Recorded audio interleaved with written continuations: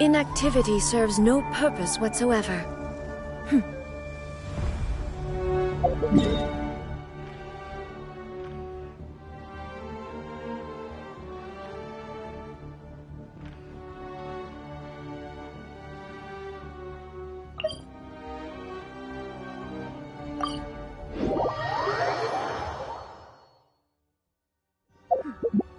Clear skies can do nothing to...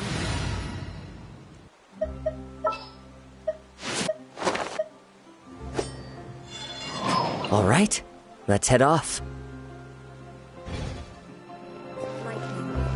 Divine bolts can strike even in the absence of rain. Do you see that tree? Wait, you understand? So, demonstration is not required. Good.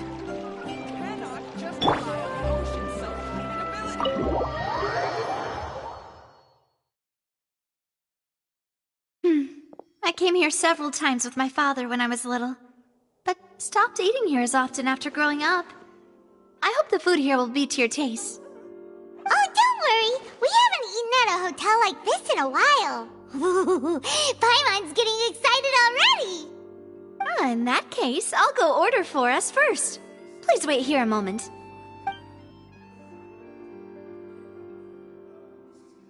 Ooh, everything looks so good!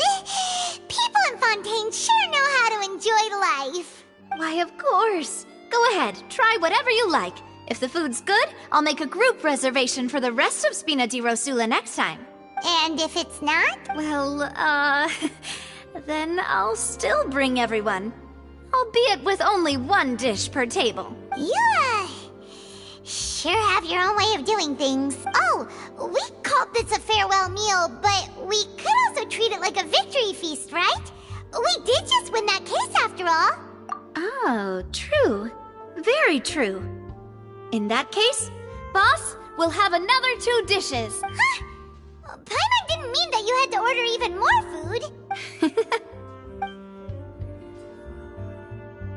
Speaking of cases, do you think that the mastermind behind the serial disappearances will get caught soon now that this has all happened? Well, we've certainly taken a big step forward, but I feel that's about it.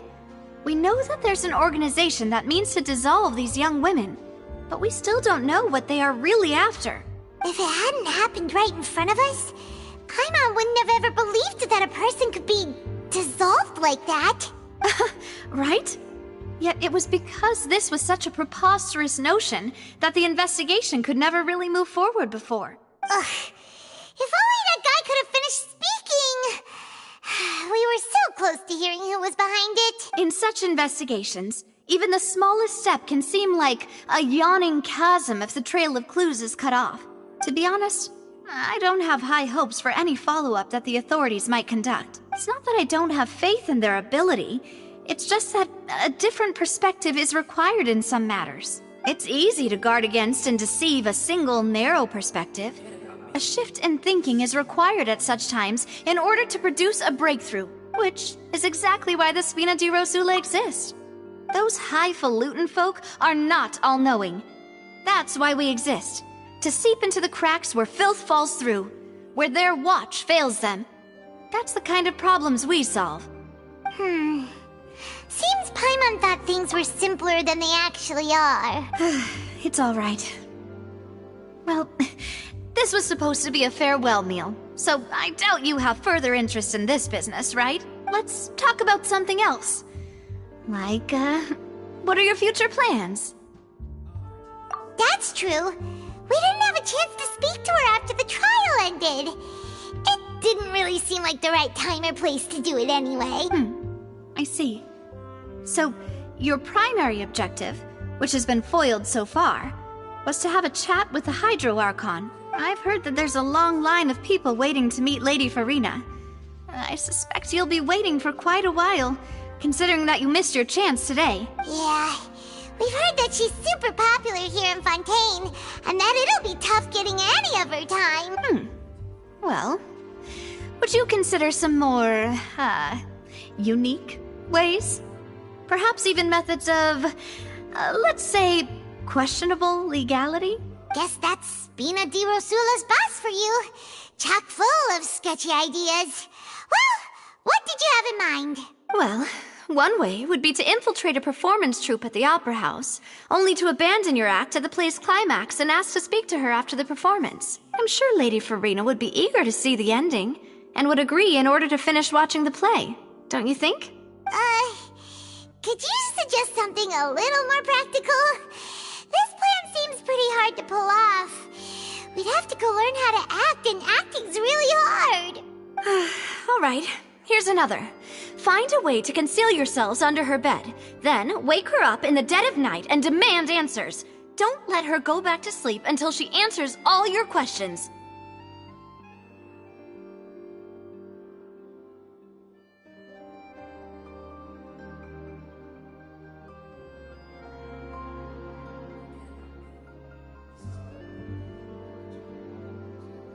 I can personally testify that this one works. When I'm sleepy, I'll do anything as long as I can finally get some sleep. That might work, but that's not really the problem. The problem is we don't want to get ourselves arrested. Ah, valid point. I overlooked that part. I was just thinking about leveraging a person's desire for sleep. All right, no more joking around. Perhaps you could... Oh, I don't know. Cut the line when she's on a break. You did defeat her in court, clearing citizens of hers from false accusations. False accusations she had nearly upheld personally. I imagine that she feels quite ashamed about the whole thing. You mean that if we catch her while she's on a break, she might be too embarrassed to refuse? Oh, that does make some sense. Why don't we give it a try after this meal? You know, strike while the iron is hot and all. Huh? Paimon, did you drink my Fanta? Was this your drink? Sorry about that. Paimon wasn't really paying attention and the cup was right next to Paimon. Would you like to order another? No, it's fine. We're just about done here. Alright. Honestly, Paimon wouldn't recommend Fanta anyway. It tastes kind of salty and icky. Is that so? Huh. Well, in that case, we'll have to blacklist the Fanta here then. If we're all finished eating, then I'll go pay. Yeah, we're stuffed. Thanks for the treat, Navia.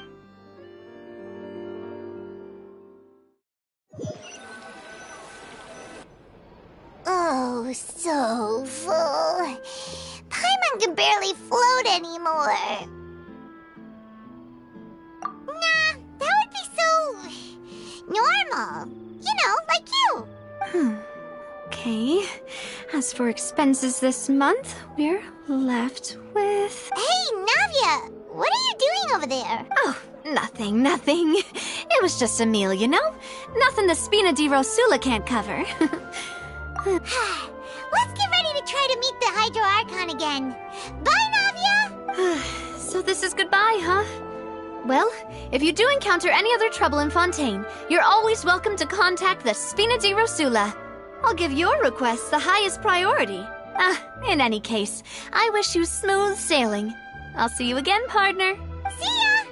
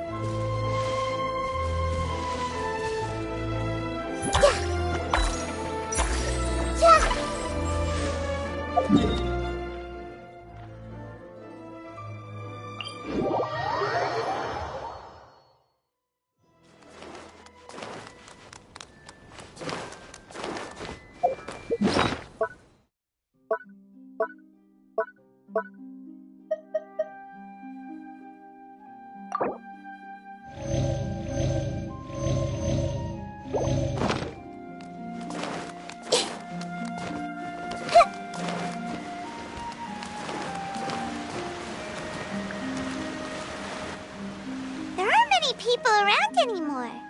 Looks like that boat we took to Araneas might have been the last one. Vache. Looks like we're back here again. Huh? Traveler? are you hearing? Ugh, that's kind of spooky. Are you sure we don't want to come back in the morning? Vache?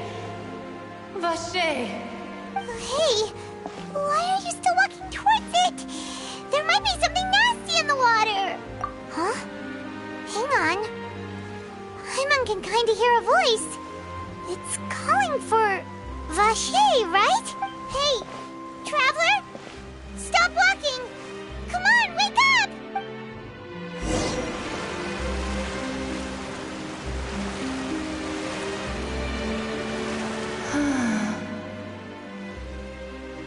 Vache! Are you... my dear Vache? No, wait. You seem to be someone else. Do you know Vache? Do you know where my love is? Wait. Who am I? I'm very sorry. I fear I do not know. My memories feel like they have been washed away like a flood. So many fragments dissolved amidst the tide, never to be recovered. How much have I lost? How many things that I once held dear while on land have I since forgotten? Yes, that is what I was once. But now, I am but the consciousness of one who has lost their form. I do not know how I came to be like this either. I only vaguely remember being covered in light blue water, and then all grew dim. I also remember going to many places. I loved adventure, loved exploring places of peril. No matter where I went, Vache would go with me. I knew how dearly he loved me, and I also loved him equally as much. But now, we can no longer go back. The pain of such parting. I never knew how heavy it could be. No, our reunion no longer has any meaning. There is no way for us to create any new memories. The thought of me gives him no succor. So let it lie forgotten beneath the waters. If you meet Vache, tell him not to look for me. Tell him to move on. That is the only thing I still remember. Perhaps that is so, as I was submerged in the waters, losing consciousness. His eyes were filled with such sorrow, such longing. If only I could have comforted him, told him that I did not suffer. Indeed, I had felt a great warmth. Is that what you call it? Dissolving? If anything, I consider it a form of release. It was a state of neither fear nor frenzy, with only an endless peace, like the water's still surface. I could also liken it to being a thirsty person who drinks water for the first time, and only then sees how they have lived for so long in a world of endless want and anxiety. I think I hear your companion. It's time for you to go, I think. Farewell, then. I am glad that you were able to sense my presence. Remember, if you see Vache, tell him not to seek me out any longer.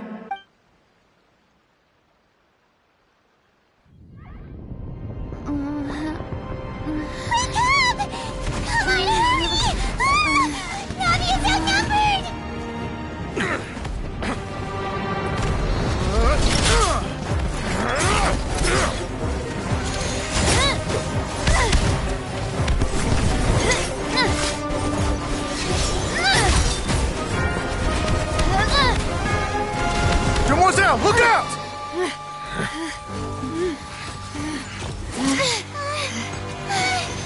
Dear God, it's a whole army of Gardamex.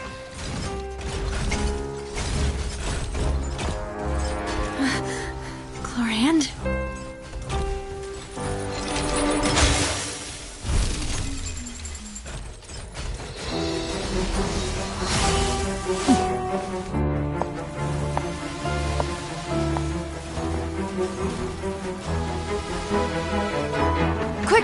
chance!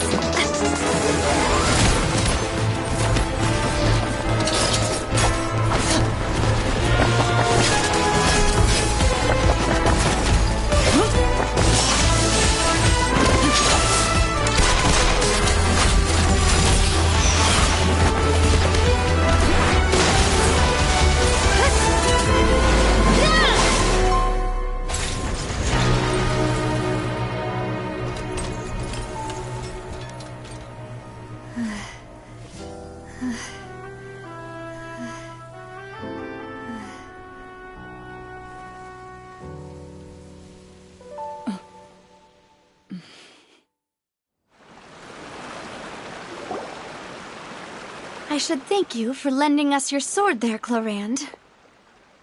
But before I do so, could you explain how you managed to show up here? I followed you. It seemed to me that danger has followed you more closely as of late. I believe that following someone without their knowledge is actually called stalking, is it not? Mr. Callus's last wish was for me to ensure your safety, and I will not betray his trust. He would do the same, were he alive today. Do not speak of my father! Sorry, demoiselle. I was not strong enough. Thank you for your aid, Miss Clorand, but do keep an eye out for your manner of speech. I believe we all wish to avoid unnecessary emotional harm. Sorry, I did not consider your feelings. Whatever. What else do you know? How did you come to the conclusion that I'd be in grave danger? I doubt I know much more than you, but I believe that the mastermind behind the serial disappearances is very powerful. Your performance tonight will almost certainly attract their attention. I'm sure they've known about me. To be honest, I'm shocked it's taken them this long to act against me. And what about these Gardamex? I thought only those associated with the Maison Gardiennage could control them. None of these mecha have serial numbers. I was sure to check a moment ago. They are not the ones used by the authorities to enforce the law. I can only conclude that some powerful or wealthy party must have obtained them via illegal means, deploying them as a private force of sorts. What? Your point being that they're out of Spina di Rosula's league, then? Yes. Be careful, and do not act rashly. I will continue investigating no matter what. We will bring the truth to light. That's my father's true last wish. Regardless, thank you for your help today, Clorand. But if you get any ideas, tell me first. I don't much appreciate being followed. I do not think that they'll strike again anytime soon. So I shall stop following you. Good day, all.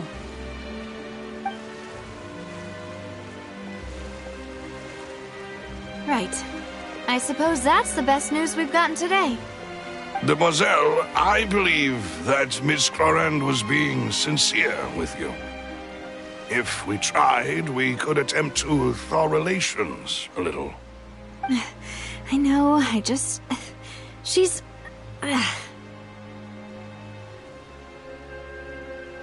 Oh, thank goodness! Paimon thought we were done for! Those Gardamex came out of nowhere while you were unconscious, and Nadia and her gang saved us! Oh, and there was that champion duelist named Clorand who came out to save us too! We got lucky there. Paimon probably couldn't have fought them off otherwise. Oh, come now. Forget all that polite talk. That wasn't really a farewell meal we had back there. Not for me, anyway. In truth, I hope that every meal we have together shall be a victory feast. As such, we're still partners. There's no need to thank me.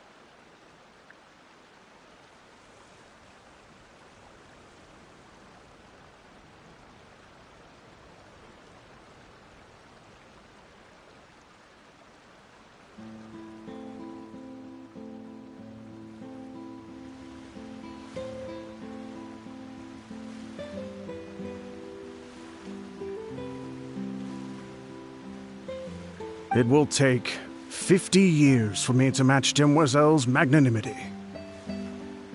If it were me, I would have joined the Spina di Rosula on account of her goodwill long ago. All right, you two. That's enough. Actually, Navia, how did you know that we were in danger? You sure did show up in the nick of time. Well, to be honest, you're the one who tipped us off, Paimon. Huh? Really? Paimon contributed somehow? Ooh, Paimon's even more amazing than she thought! Yes, all thanks to you grabbing my drink by mistake.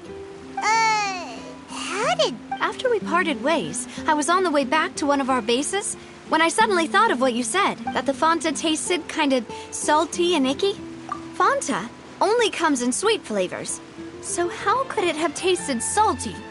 The color of the drink, if I recall, had also been a bit off. So the Fanta had been spiked with water from the primordial sea? Yes. So, if you hadn't drunk that cup for me... Spina di Rosula is preparing the grandest of awards for you as we speak for saving the boss. Huh. Really? I sent people to Hotel de Boer to investigate, but whoever did this left no trace at all. That's when I figured out that you might be in danger and hurried here as quickly as I could. But why would they go after us too? All we did was defend Linny in court and help clear his name. Well, you did foil a plan that they were probably pretty proud of, and almost got their name in the process. Speaking of which, did anything strange happen when you drank the primordial seawater? Well, it can't be coincidence that the traveler fainted just now. She said that she heard that voice calling for Vache again. Oh, and this time Paimon heard it too, but it was real faint. Does this situation have to do with the primordial seawater then? Does that mean the primordial seawater raises someone's sensitivity to hydro when it's used on people who are not from Fontaine? That doesn't sound like too much of a bad thing, to be honest. New intel? Well, let's hear it, shall we? Oh, that is important. Vache. That name doesn't ring a bell. I suppose since he saw that young woman dissolve, he was at least at the crime scene. But he never gave testimony or any information regarding people dissolving in the primordial seawater.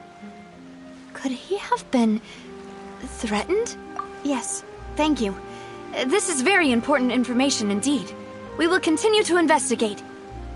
Oh, you mean you'll help us investigate? Well, you did say that our farewell meal didn't really count. That means we're still partners, right? And besides, we're in this now whether we like it or not. You're not gonna let those people who targeted us get off the hook so easily, are you, Traveler? Demoiselle, do try not to look quite so pleased. You are the face of Spina di Rosula, after all. You talk too much. Well, in that case, let's head back to one of our bases, shall we? I'll arrange accommodations for you. We also have some plans to go over, and hopefully we can deepen our bonds as partners. But we'll take that one step at a time, I guess. Don't worry, you two. With us around, our base is definitely secure.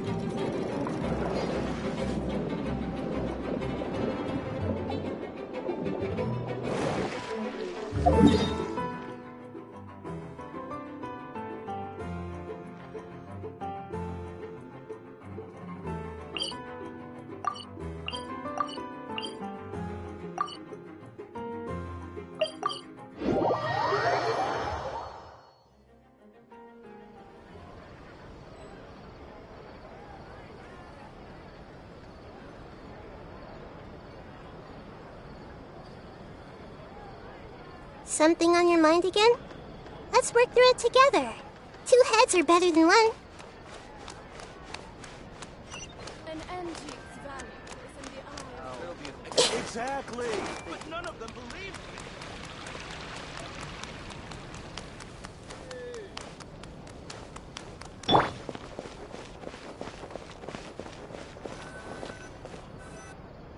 me! It's right up ahead, but let's make sure we weren't followed first. I've been keeping watch, demoiselle. I haven't spotted anyone suspicious thus far. Very good. But let's not let our... I shall find rooms for our respected guests. Thank you, Malus. Now, let's continue, traveler.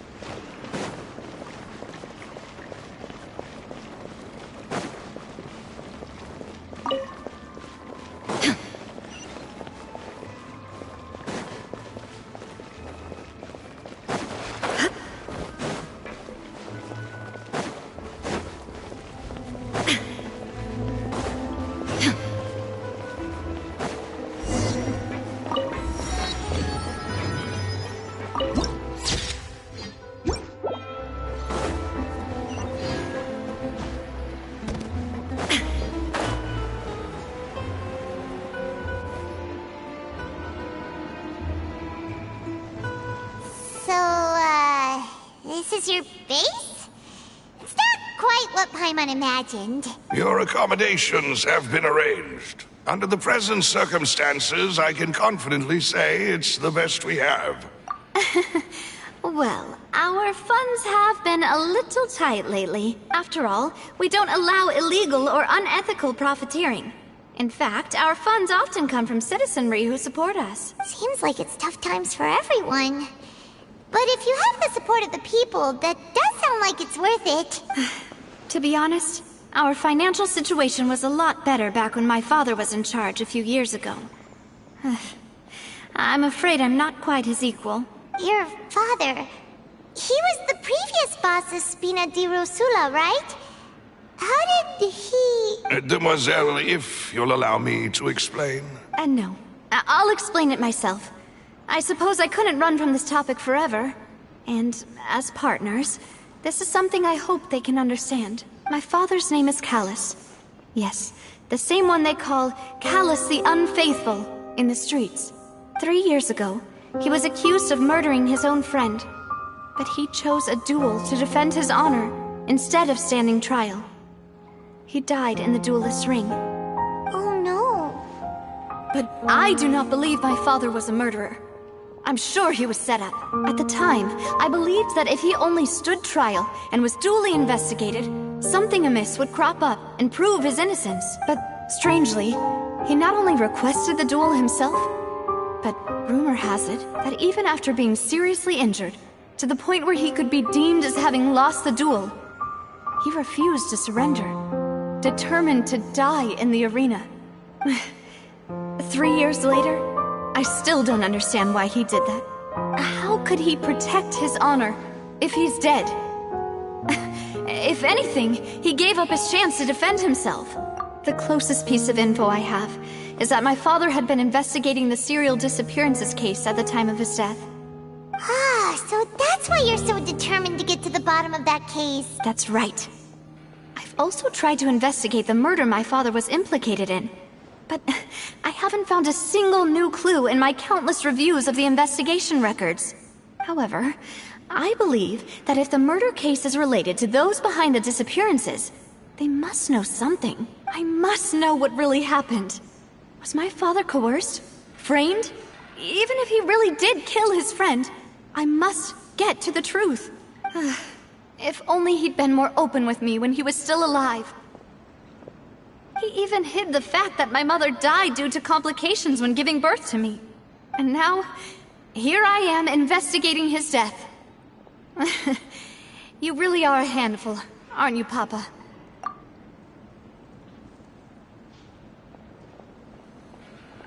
Demoiselle, please, if there is anything I can do, anything at all.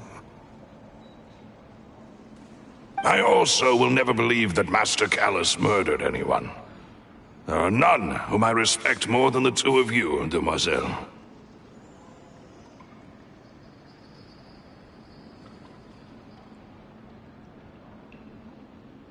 Master Callus did so much good in life, yet all it took was one murder case for him to be dubbed Callus the Unfaithful. Even our supporters decreased greatly due to that incident, hence our strained finances at present.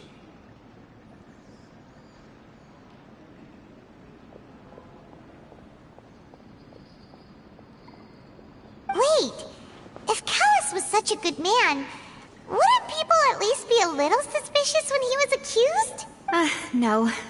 Perhaps people just revel in that kind of drama. It's not something exclusive to people from Fontaine, really. Everyone's like that. People love watching the evil turn over a new leaf, but they also enjoy watching good people fall into an abyss from one slip-up just as much. But how could... never mind. If Callus was really falsely accused, we have to find the truth. He didn't deserve to have that happen to him. There is one other thing. Master Callus's opponent in the duel was Ms. Clorand. Oh, her? Well, then, isn't that as good as saying that she was the one who killed him? Yeah, that's not the the sort of thing that you can just let go and move on from. Miss Clorand has always placed great emphasis on the honorable nature of the duel. If her opponent doesn't yield, she will not stop either. She knew Master Callus beforehand and greatly respected him, but seeing how he was resolute in the arena, there was only ever one choice she could have made. It's not that I don't understand her at all, but I just can't deal with this yet. Don't worry, Navia. Paimon knows how you feel. You don't have to force yourself to do that.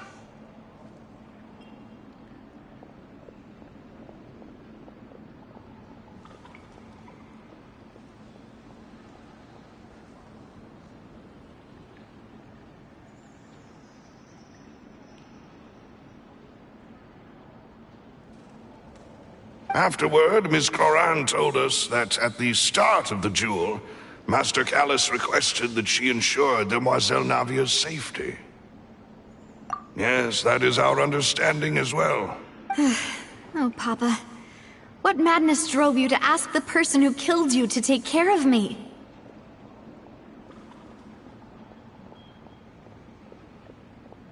All right. Anyway, that's the information I wanted to share with you. Even if it did sound like I was just complaining towards the end. Thanks. You two should go and rest. This was quite a day after all. Yeah. Paimon's feet. Please, relax and get some sleep. We will ensure you rest soundly.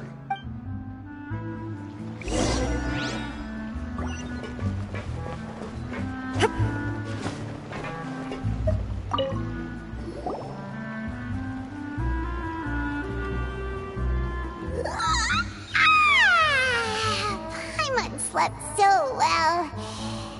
This place feels almost too safe. Huh? Navia? Where did the other two go? I sent them back to Poisson. It's Spina de Rosula's place of origin, and where we have our headquarters. There's not much for them to do here at the moment. Paimon gets the feeling that you're just trying to get them off your back. But never mind that. When did you get back? Were you waiting here the whole time? No, I just returned after going out for a while. I did some investigating yesterday regarding the name Vacher. Wait, so you didn't sleep at all?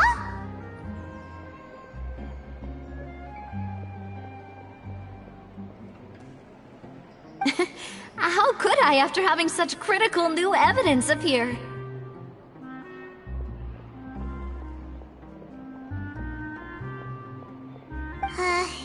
Guess Paimon wasn't speaking for everyone just now, huh?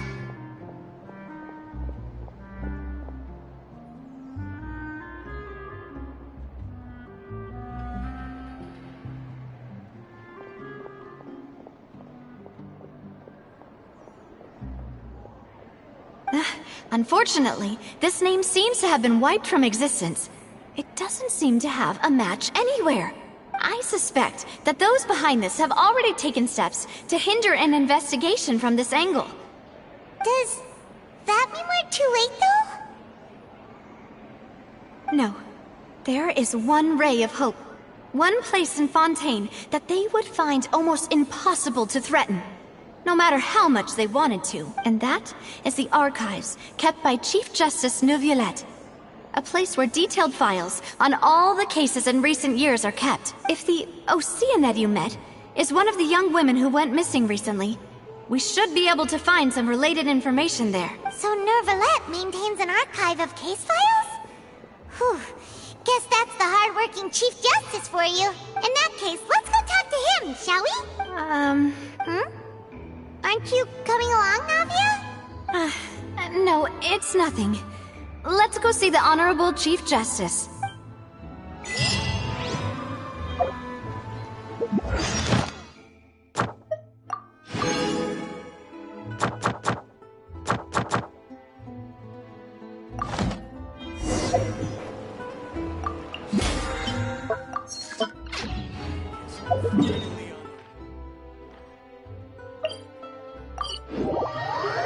The Palais is right up ahead. Come on.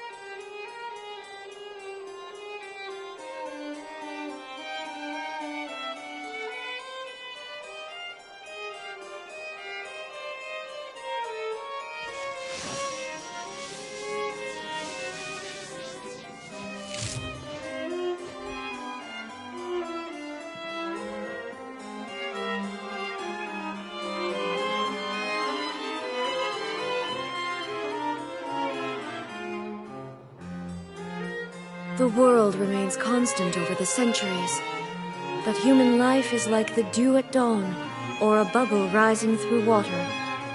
Transitory.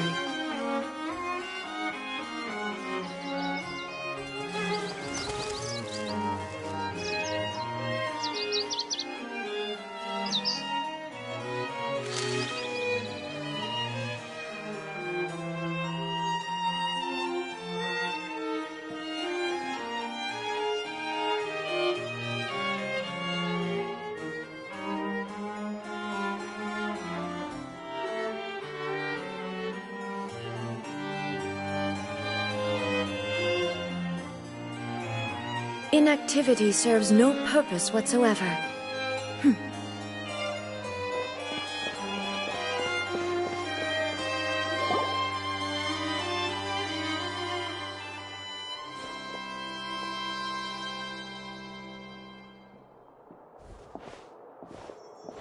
Halt! Please state your business here. The Chief Justice is presently occupied with official matters. This place does look pretty heavily guarded. Guess that proves that Nervalet's files are really secure. Hey, don't you recognize us? Huh? Who are you? Just to be clear, I don't care who you are or who you might be related to. Our rules make no exceptions. See? They've got great discipline, too. Yep. If you're here just to crack jokes, I can point you towards the exit. Unlike some, we're busy, so please leave if you don't have a reason to be here. No. What I meant to say is, shouldn't you remember us from a few days ago? We were at the trial of the great magician Linny. Oh, yes, I remember. I read about it in the Steambird. You must be Linny's attorneys. It's all coming back to me now. We're here today to report and archive some information on a follow-up case. Is that even a thing? Of course. Don't worry. We're here on official business. You can trust us. All right then, I'll let you through. The Chief Justice is just inside.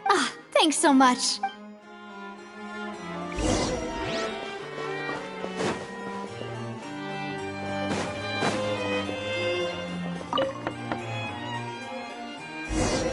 Please come in.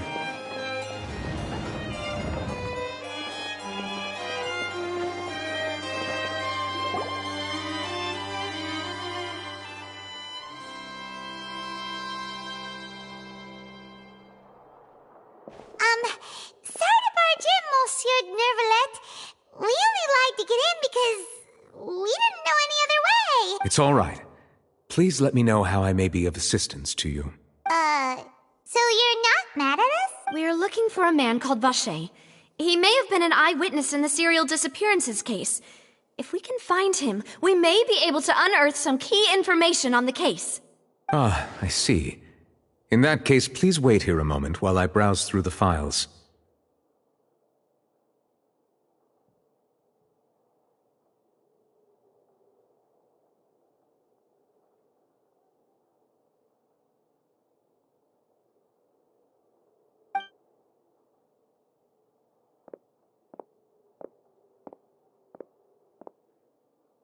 Who knew that Nervalet would be so easy to talk to?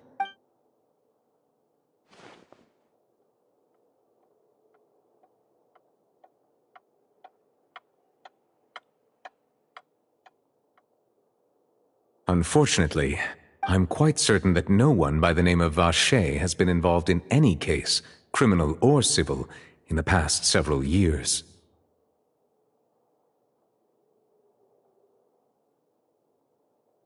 There are no records of him either in the files or in my memory. Traveler, what if it was really just a dream? Is that so? All right then.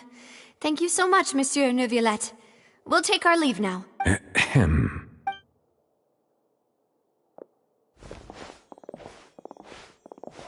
Miss Navia, I can understand how you feel. Your father, Callus, was a truly exceptional man. We deeply regret his passing. And what are you trying to say, Monsieur Neuvillette? Are you trying to console me? Extend your sympathy? Or just express some tendril of regret? No. You are not trying to do any of that. I can hear it in your voice.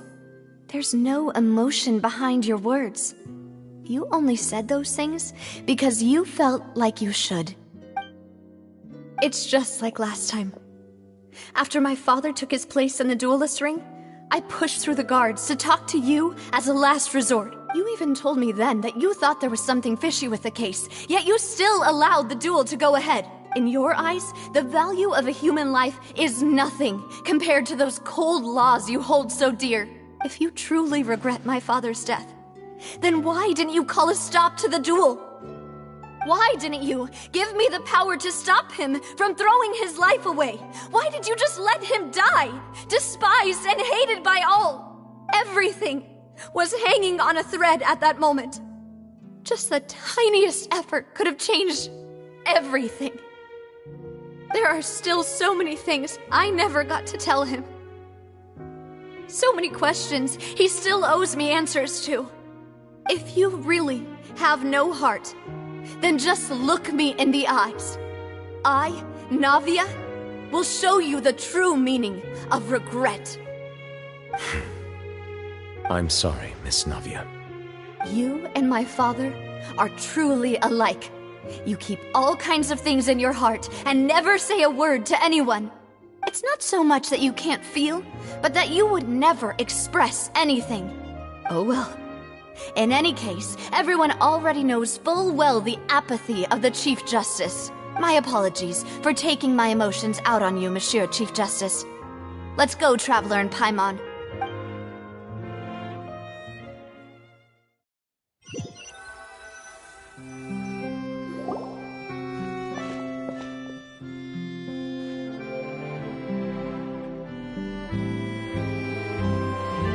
Navia, are you okay?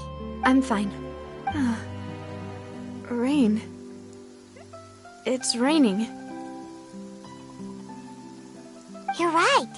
Wasn't it still sunny when we went into the building? And there shouldn't be any active trials today. How strange.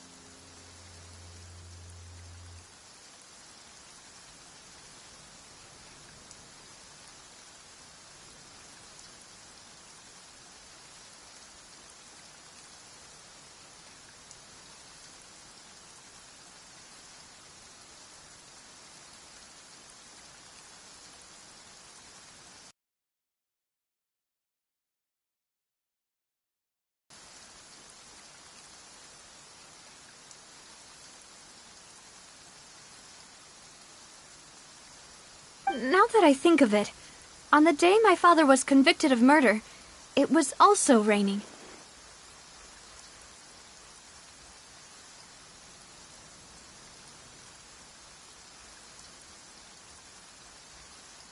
What is it? Did you think of something?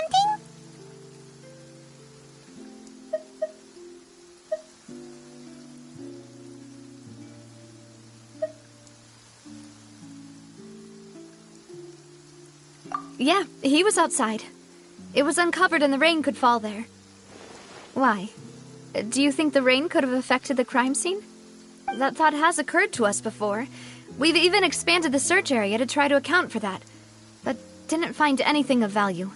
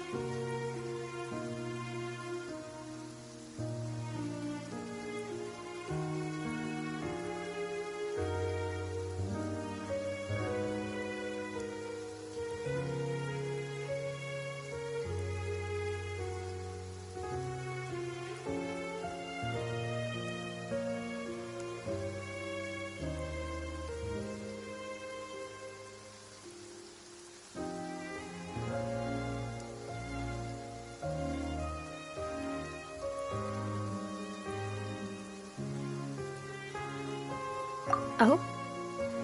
Wait. You don't mean... So you're saying that the true murderer could have been turned into water and then got washed away with the rain?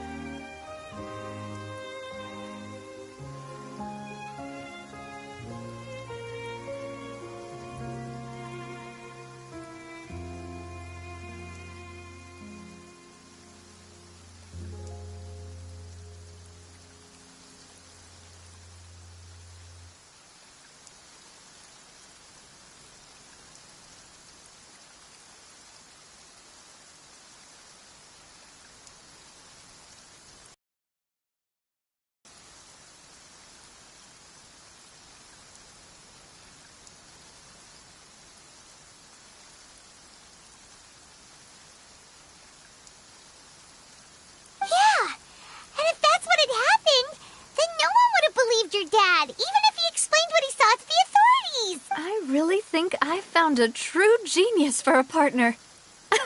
You're completely right. How did I not connect the dots earlier? All right, let's go to Poisson. With this new lead in mind, we'll get to the bottom of my father's case for sure. Yeah, we're gonna make progress for sure this time. Do you want to go with me now? Or do you want to head over by yourself later?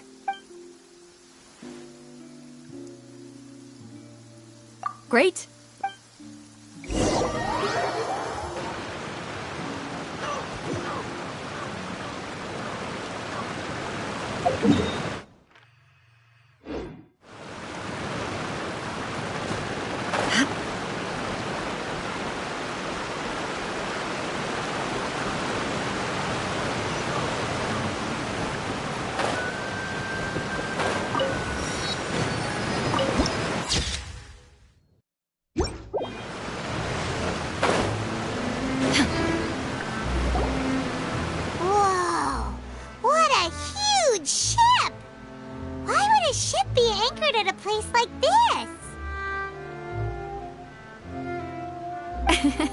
There's no need to be so surprised. While it may look like a ship, it's actually Spina di Rosula's headquarters. My father was the one who asked for it to be built like this. Perhaps our taste in exterior design is the only thing we occasionally had in common. A gigantic and glamorous ship embodies discovery, opportunity, ambition, and conquest. It symbolizes Spina di Rosula's bright and limitless future. And Paimon thought you were bluffing when you said Spina di Rosula had a glorious past. Paimon was confused why a group with such a history would live in the sewers. But now that Paimon has seen this ship for herself, she's been convinced. Well, Poisson is where Spina di Rosula began, after all. It's our main base, our home.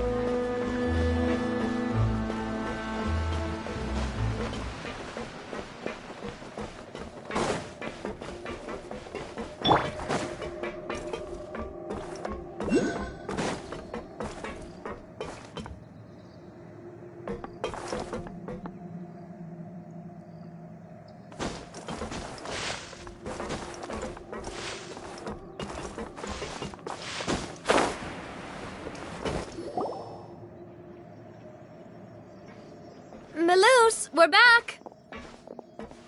Apologies for the wait, demoiselle, and our most important partners. You said before that you still had some business at the court. What brings you back to Poisson so quickly? About that. It's because my partner here reminded me of something really important. You see, what if my father's case had something to do with water from the primordial sea? You still remember, right, Melus? On that night, it was raining? Yes, the case was quite similar to that of Mr. Linney's. Both were what you'd call impossible murders. Could you tell us a bit more about what happened before? Yeah, of course. Many years ago, something called synth began to gain popularity in Poisson.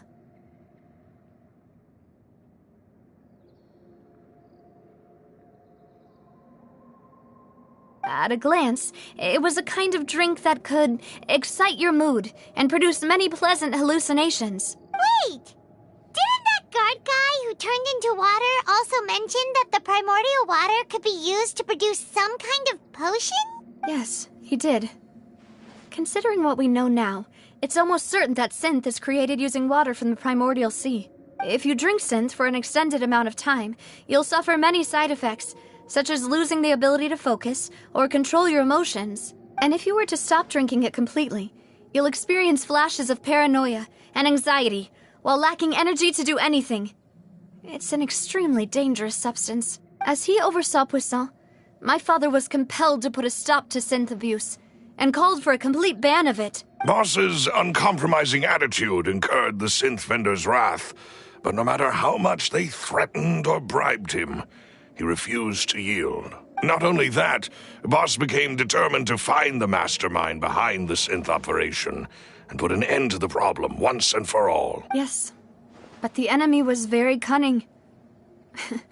So he could never get anything out of the dealers, all of whom only sold the stuff and weren't privy to the rest of the operation. Recognizing that, my father decided to contact the dealers in secret and cultivate personal relationships with them. Finally, he was able to convince someone to become his informant. The man's name was Jacques. He felt greatly ashamed about his work after seeing many families destroyed by synth abuse. That night, my father hosted a banquet at his countryside estate. He planned to meet up and exchange information with Jacques over some food. But then, we heard 2 gunshots from the courtyard. We raced to the scene and found my father, still holding a gun, and Jacques, who was already dead on the ground. Huh? How did that happen? Aren't they on the same side? Sounds just like Lenny's case, doesn't it? In both cases, the culprit seemed obvious, but neither appeared to have any motive at all. Looking back on it, though, I now believe the most important clue was something we all overlooked at the time. There were pieces of clothing left at the scene. Precisely. It's all thanks to you that I made the connection now. Back then, we all just thought they were some costumes that Jacques used to disguise himself at the banquet. But, considering it now, it's almost certain that they belong to a third person at the scene. With one extra person, we'll also need to reconsider why the 2 shots were fired. You're right. We still don't know what happened. But my intuition tells me that we're on the right track to figuring it all out. I'm finally headed towards the truth. Jacques was an empathetic man who was infinitely remorseful for his past actions. It's unlikely that he turned on Boss with 0 warning. I think this 3rd person is probably the key to the full truth. On that note, however, even though this will not please you, demoiselle, as your and your father's butler, I must still offer a word of warning. Our opponent is insidious and cruel.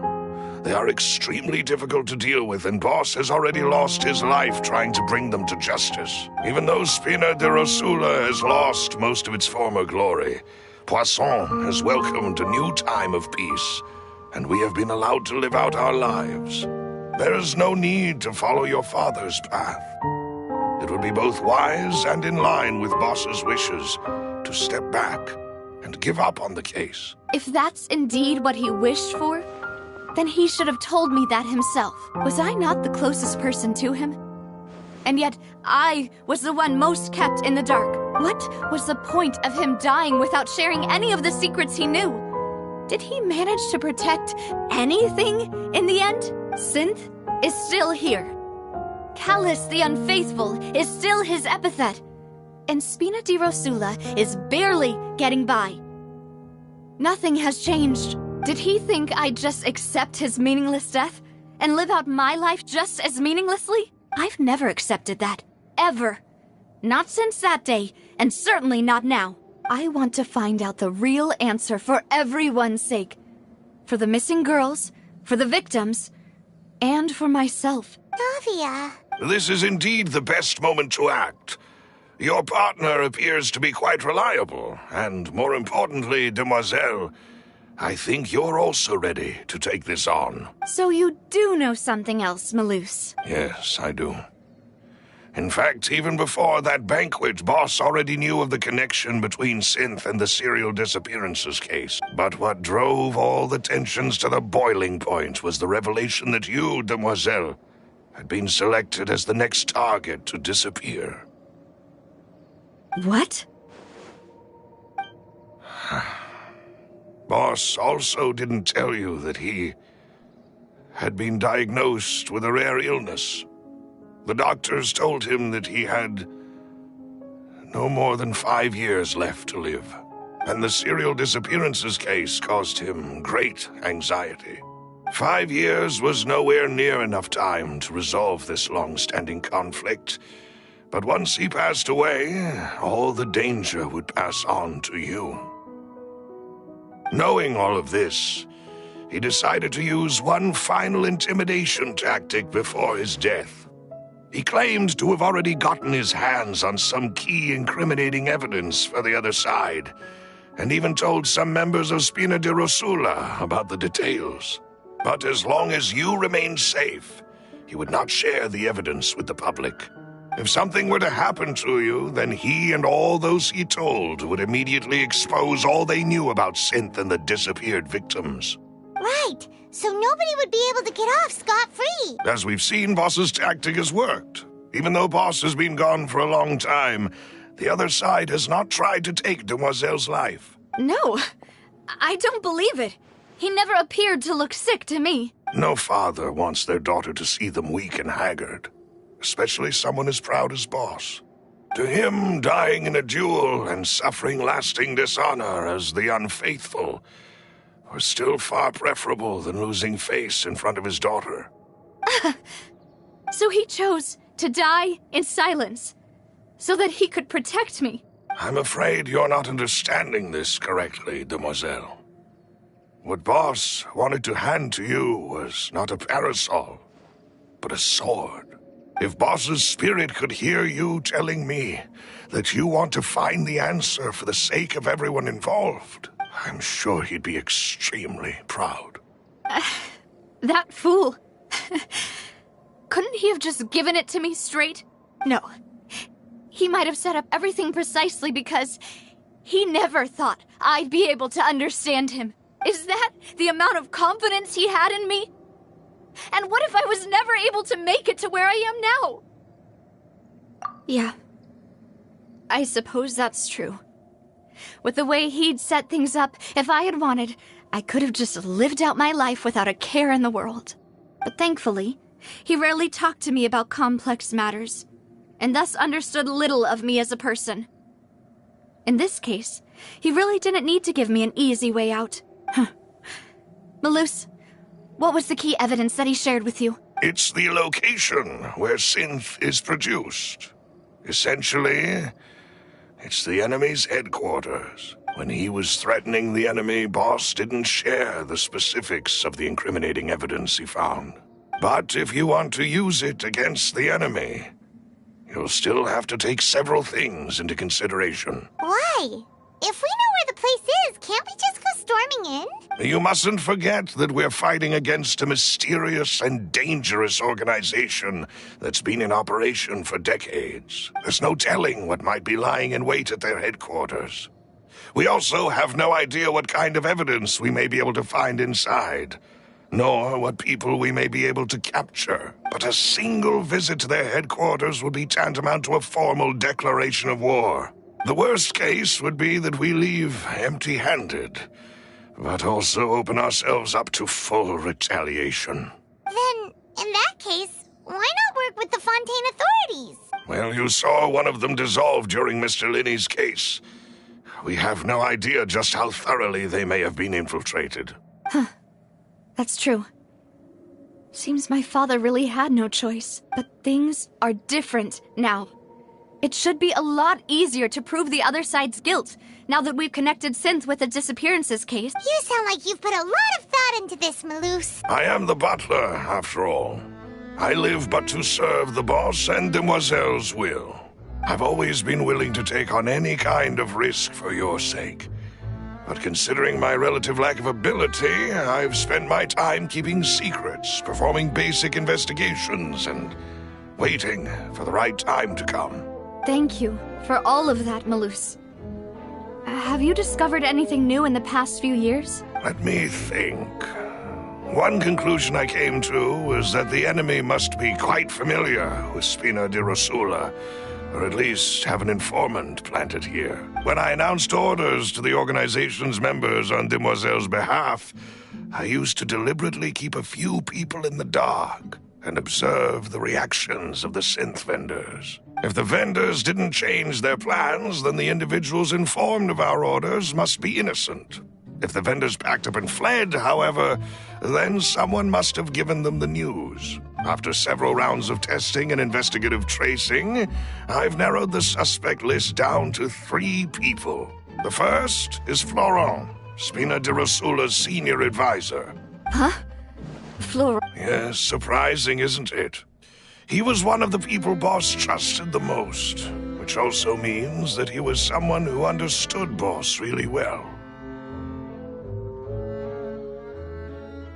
Thanks to his position within Boss's innermost circle, he always knew our upcoming plans and could thus avoid capture this whole time. There's someone else like him too. Marcel, the head of Confrérie of Cabrières. Uncle Marcel. It's a guild in Poisson. Boss helped it to grow to its current size and prominence. In the beginning, they were only reselling some daily goods, but now they're one of the richest guilds around with a lot of business connections in the city. So, they're like a sister organization of Spina di Rosula? Yes, you can say that.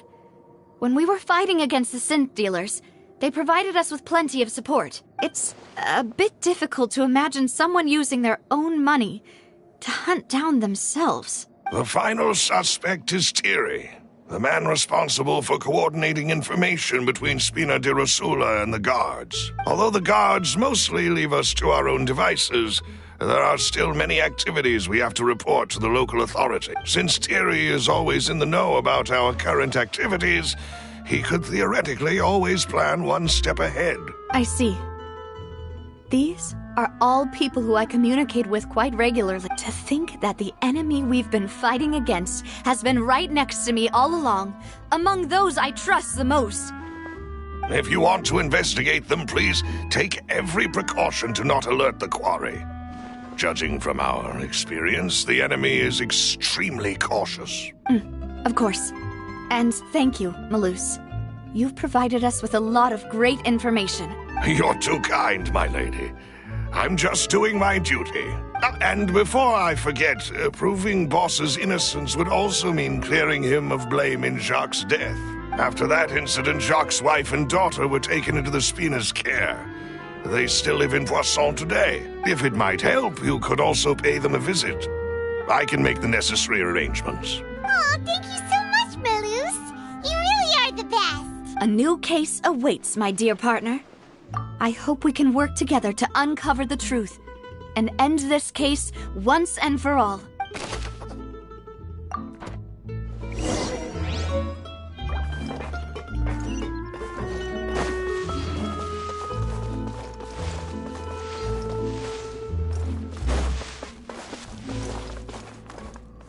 Into the wind!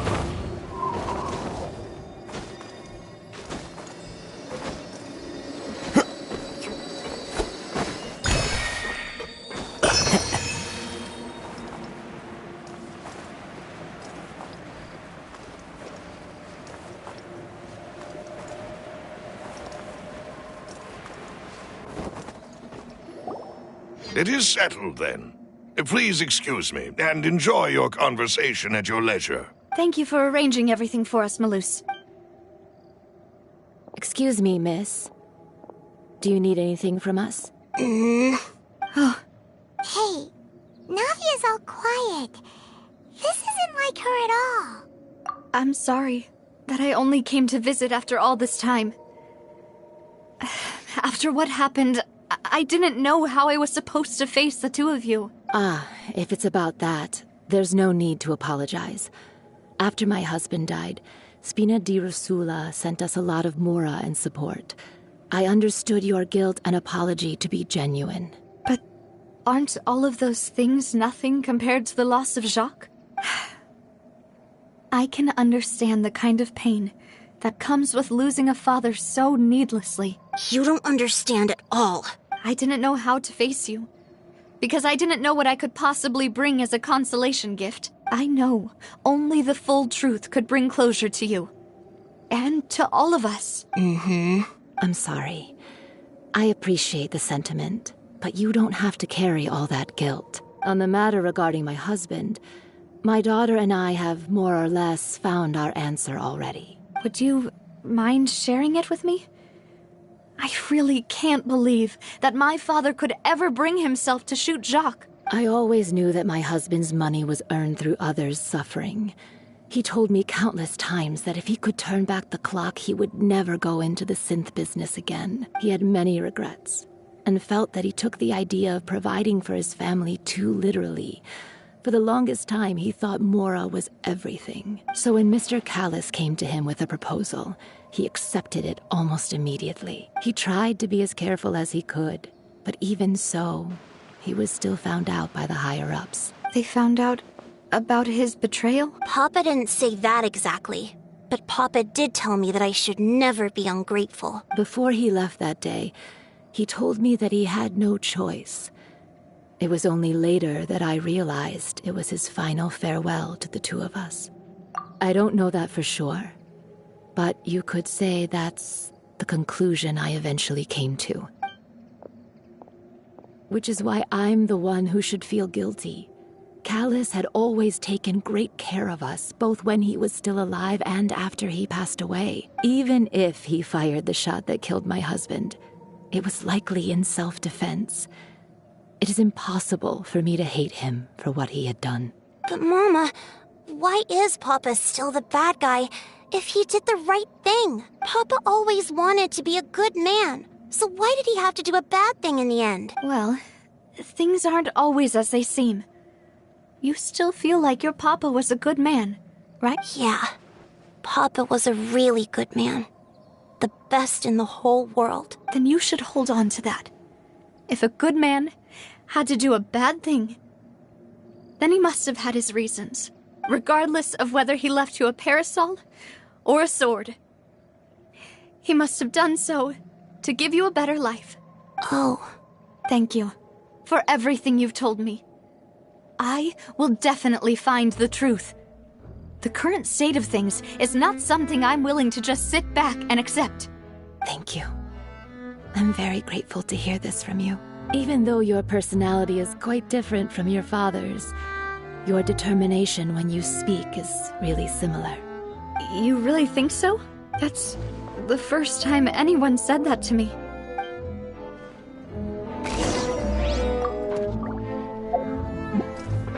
Are you okay, Navia? I'm fine. Don't worry. Let's investigate the 3 suspects next. Florent should be nearby, and we should be able to find Thierry and Uncle Marcel in the city. I'll get myself together on the way, so please don't worry.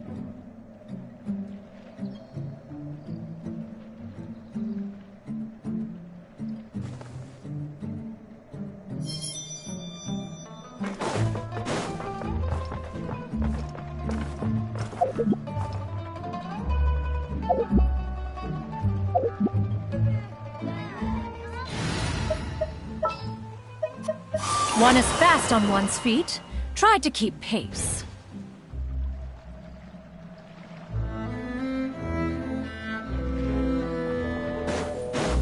Yeah! Skyward! Yeah! Skyward! Greetings, boss. How may I be of assistance today? I'm sure you've heard about what happened at the Opera House. Someone got turned into water right in front of us. Yeah, I've heard. With something that dramatic, I'm sure journalists will milk it for all it's worth.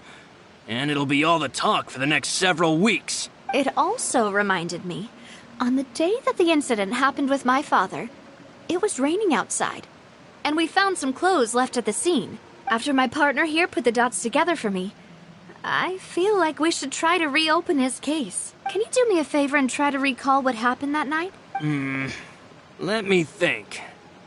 Mr. Callis was feeling pretty upbeat that day. So he was drinking and bantering away with us at the After that, he told us that he wanted to go get some fresh air. So we let him go without thinking much of it.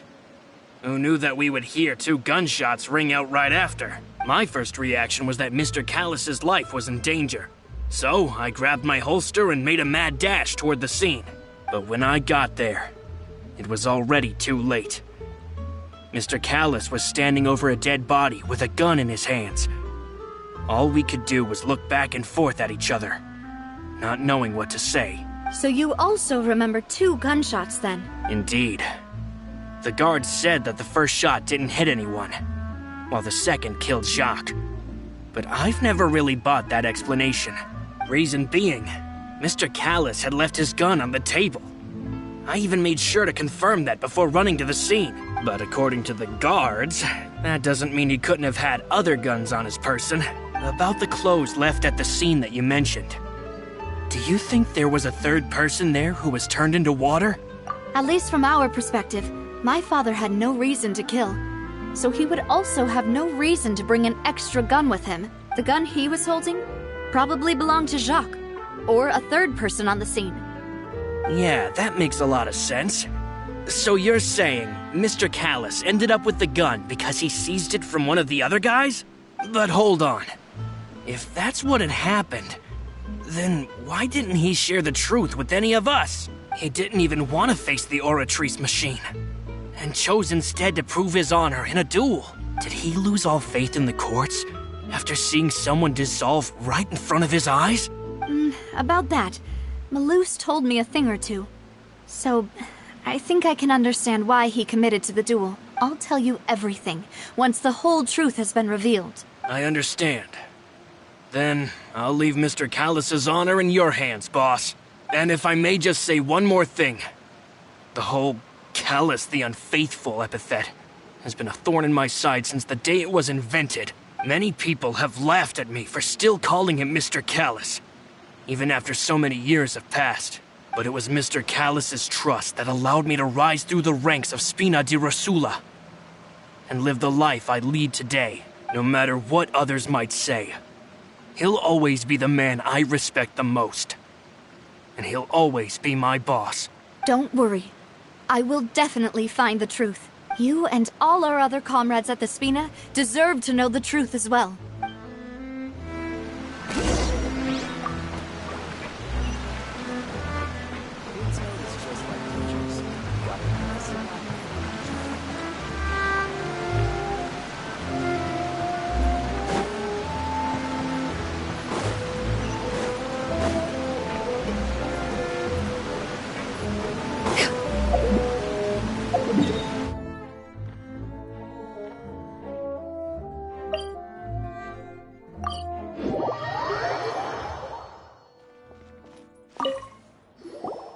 Hey, Thierry, it's me. Oh, now, what brings you here, Miss Navia?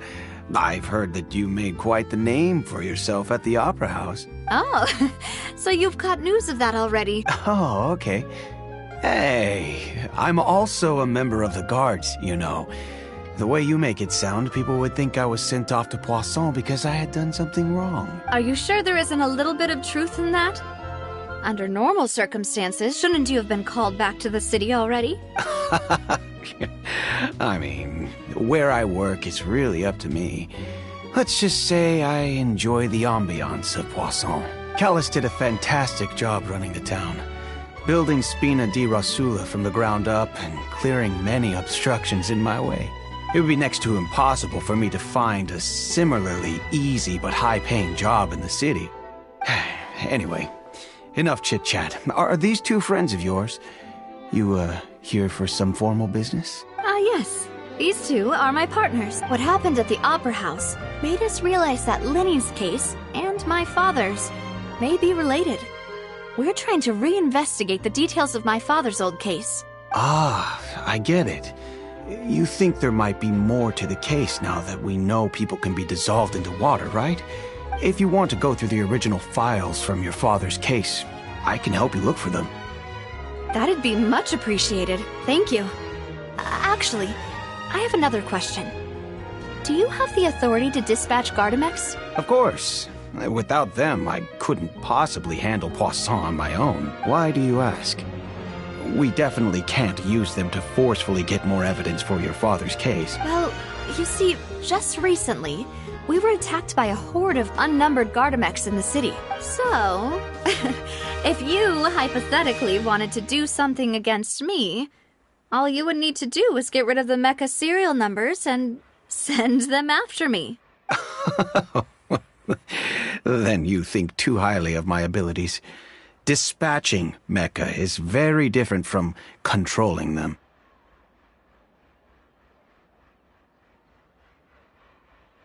If I had to make an analogy, when you order a dish, the chef will make it for you. You can ask the chef to cook, but not to massage your shoulders or carry your baggage. If you try to make unreasonable demands, the chef would just think you're out of your mind and ignore you completely. The same goes for me and my Gardamex. Removing a serial number is also not as easy as you might think. There are a lot of complex steps to it, and it's almost impossible to keep it a secret. So I can promise you, those mecha were definitely private units. They're certainly not cheap. So whoever their owner is must be super rich, powerful, or both. Now that you mention it, though, being in the synth business would definitely be profitable enough to afford this. Oh, then you're officially in the clear, Thierry. Oh, thank you for the vote of confidence, Navia. Jokes aside, I'd like to wish you all the best with your investigation. I'll be staying in the city for a little while, so just come find me if you need any support from the guards.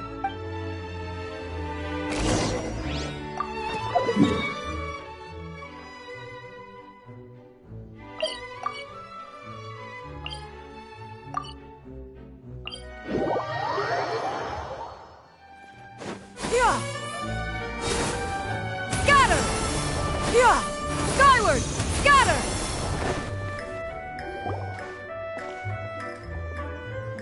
Hello. How may I help you? I'm here to see Marcel. Could you please let him know? You can just say Navia's looking for him. Sure. I will let him know right away.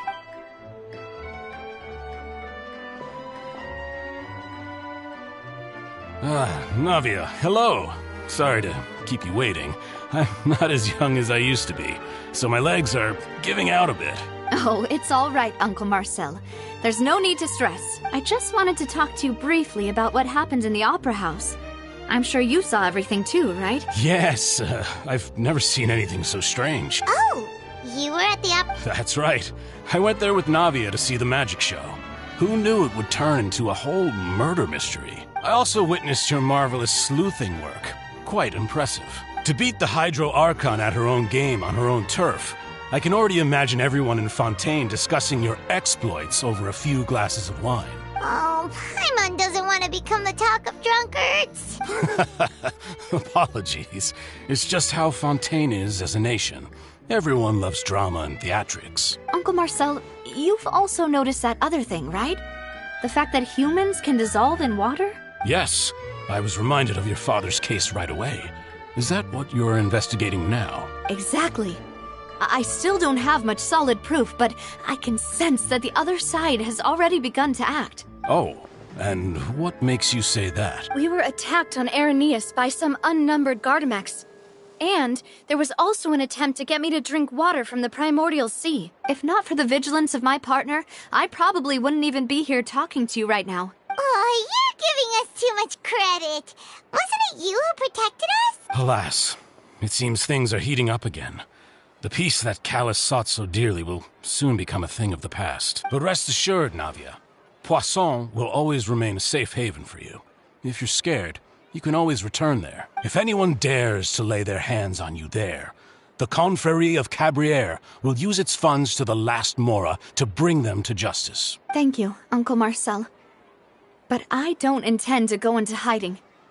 I'm going to strike while the iron's hot. Do you have any new thoughts on my father's case? About that. Sorry, my age is catching up with me, so it'll take me a while to recall my memory. The Confrérie was responsible for that banquet, so I was out and about the whole time making sure things were running smoothly. I didn't even have the time to drink with the guests. Then I heard the sound of a gunshot, and the rest was history. Oh, it's okay. No need to push yourself. We'll ask around some more. See if there are any valuable clues elsewhere. Sounds good. Just let me know if you ever need Mora. All my wealth comes from Callus's patronage and support. I'll spend however much it takes to clear his name.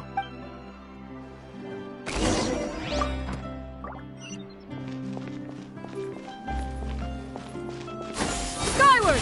Scatter! We've talked to all three suspects, purely based on their conversations with me. None of them sounded particularly suspicious. I suppose that's to be expected, though. If a single conversation's all that's needed to find them out, then my father wouldn't have needed to investigate the case for so many years. Anyway, even though we didn't make a breakthrough, let's still compile what we were able to find. But where should we start? Ah, you're right! Flora mentioned that Callus probably only ended up with the gun because of circumstance.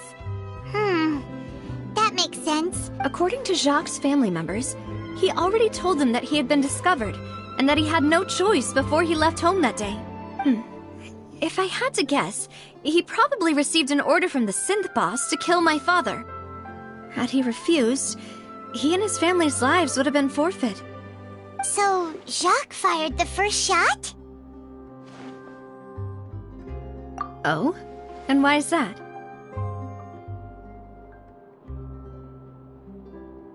Ooh, that's a good point. Jacques probably already knew that he was just being used as a tool for murder. And once he had completed his mission, he'd be of no more use to his boss.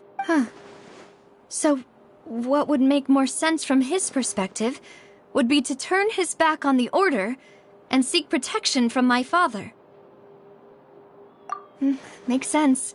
But without evidence, that's still just a theory. Besides Jacques, the attack from the Gardamex has been bothering me quite a bit as well.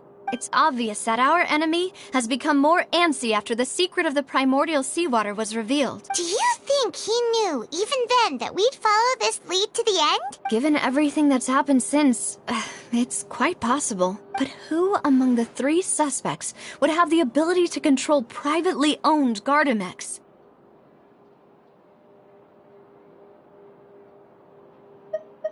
Uncle Marcel? My father did really trust him. And they worked together on a large number of projects. Maybe that's how he got to know Jacques. And with funds from the Confrérie, he could also afford a large number of Gardamex. It's still really hard for me to imagine, though. After all, Uncle Marcel has been around since I was just a child. Also, wouldn't this mean he has been spending a whole lot of mora and energy to fight his own synth business?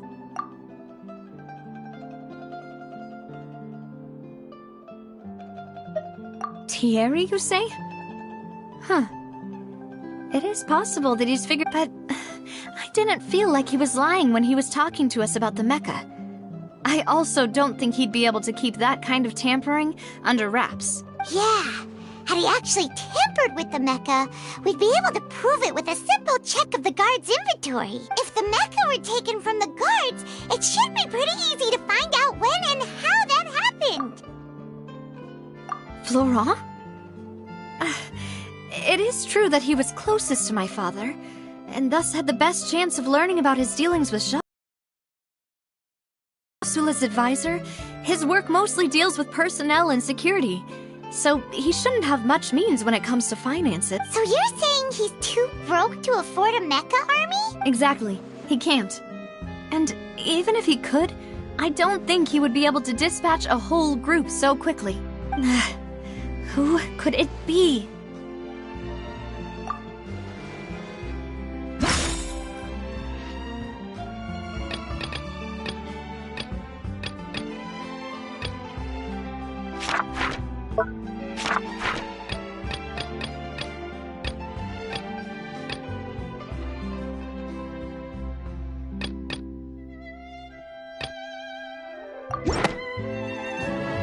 You know, if you think everything through, Uncle Marcel is indeed the most suspicious of them all. Could we be missing other suspects? Malus didn't know about the people turning into water thing when he narrowed it down to these 3, did he?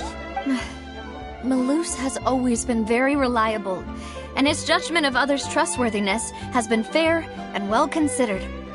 When he laid out his case for the 3, the rationale he gave me made a lot of sense as well. The suspect is knowledgeable about the Spina's internal affairs, has the means to dispatch Mecha to assassinate us, and possesses significant intellect and foresight. Even if I don't want to believe it, I'm starting to see how things could all tie back to Uncle Marcel. Well, we still have another trump card on top of all the theorizing and speculating. Yes, Malus did say that charging straight in there would be extremely risky. But we don't have any other options right now.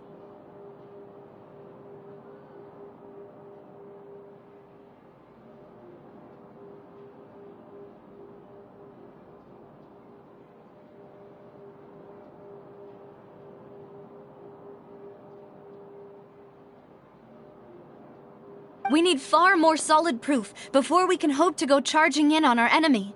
Navia, here you are. Oh, I've been looking for you. Huh? Aren't you the guy from the guards? Did something happen? Yeah. News came from Irenaeus just after you left. We've got another trial on our hands. Wasn't that place built specifically for holding trials? What's so newsworthy about this one? I know. But they said the person they're putting on trial is a Fatui harbinger called Tartaglia. What? Is that someone you know?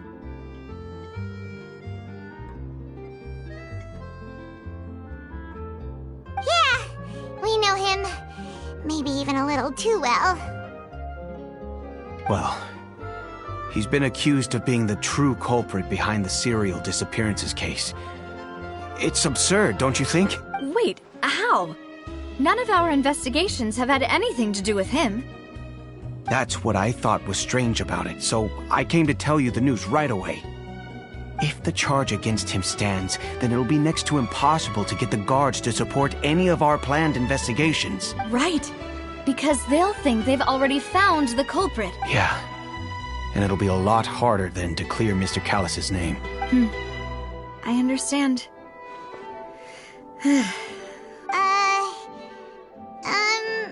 Huh? Split up? What do you mean?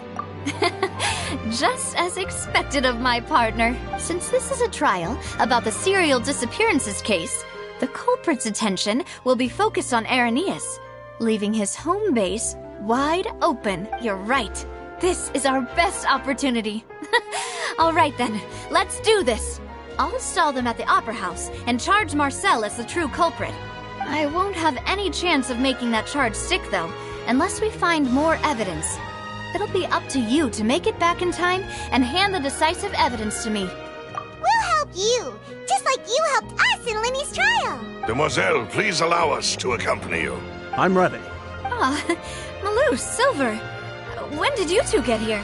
We heard that you'll be leaving Poisson and figured that you might require our assistance. It's our hope that your confidence will be bolstered with the two of us by your side. Thank you so much. Then, let's make haste for Irenaeus. Paimon, Traveler, I'll see you at the Opera House. See you then!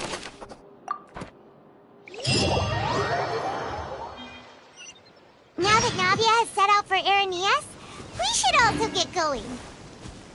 The location has already been marked on the map, so let's head over. Huh. According to Malus's info, the synth production base is underwater. Let's go and try to find the entrance.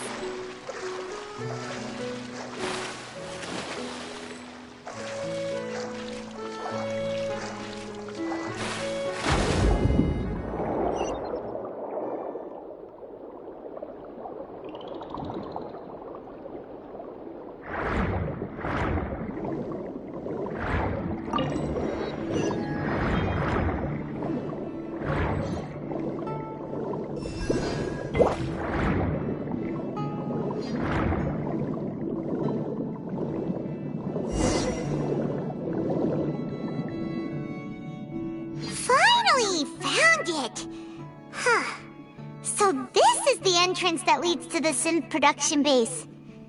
Ah, you're right. An important place like this is bound to have a ton of protective measures and mechanisms. Navia's probably arguing up a storm right now to stall for us.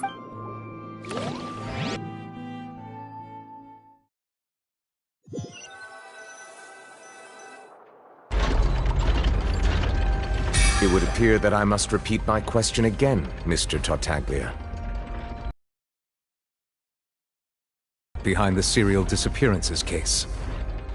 To be perfectly honest, I don't understand your country's complicated court system, or the reason why I'm being charged with something I've never even heard of. However, I did hear that people who have been charged can choose to participate in a duel to clear their name. Is that right? In which case, as long as I accept the charge, I can have an all-out fight with that champion duelist Clorend, right? I've got to admit, that's one of the most enticing offers I've ever received. When I privately sparred with her last time, she was obviously holding back. Real disappointing. Hey! Don't you understand? You're currently the prime suspect for a major case. This isn't the place for you to be looking for fights. Oh? Sounds like the Hydro Archon wants to lecture me on the ways of the Opera House. Then why don't you duel me too? I'm the kind of student that learns best in the heat of battle. No. That's not what I meant.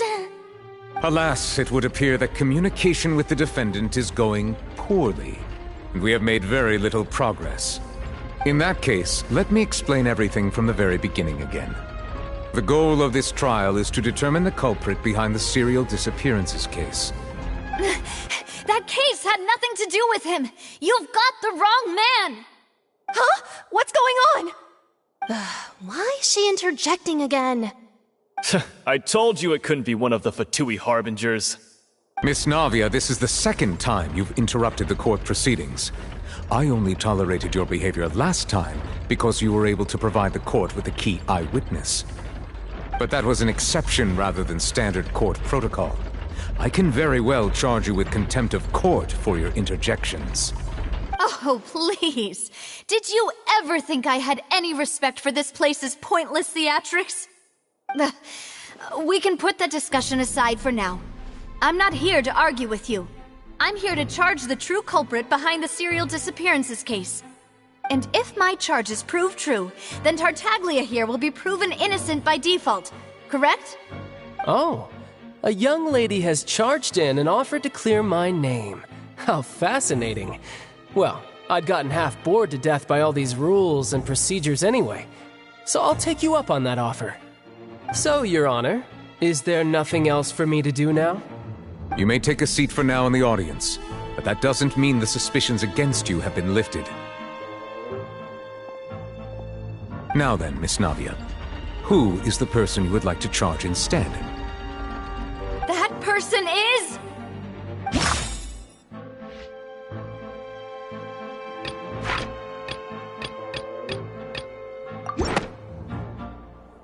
Marcel, the head of Confrérie of Cabrières! Huh?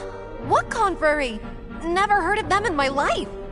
I've heard of them, but weren't they Spina di Rosula's sister organization? Oh, is this going to be a friends to enemies type situation?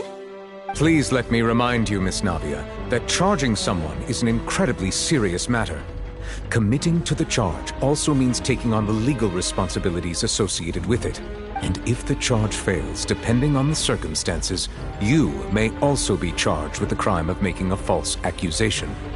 Knowing this, do you still wish to charge this man? Yes. In that case, I declare the charge to be valid. Miss Navia and attorneys, please take your places on the court. Members of the guards, please contact Mr. Marcel right away so that he may stand trial.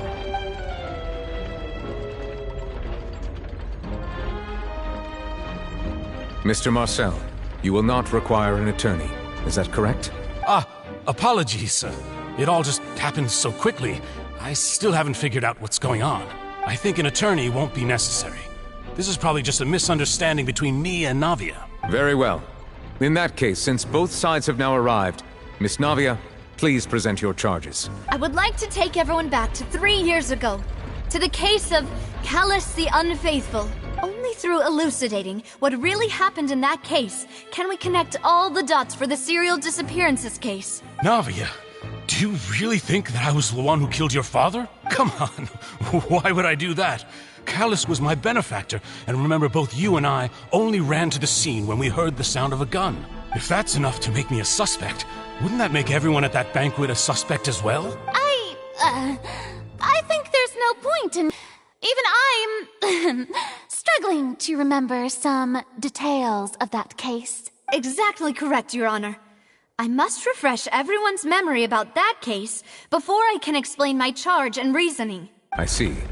In which case, I will recount the findings about that case as originally recorded by Maison Gardiennage.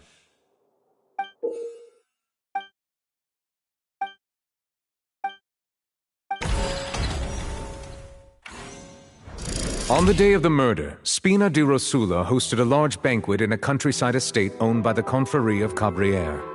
During the banquet, all attending guests heard 2 gunshots from the courtyard.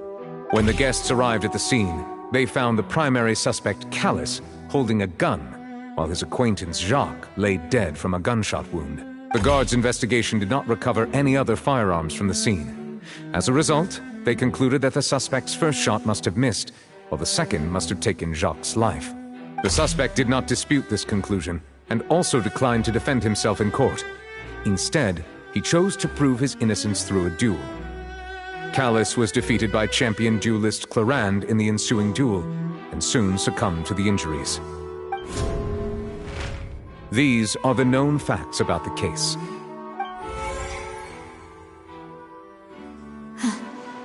The one with the motive to kill was Jacques, not my father.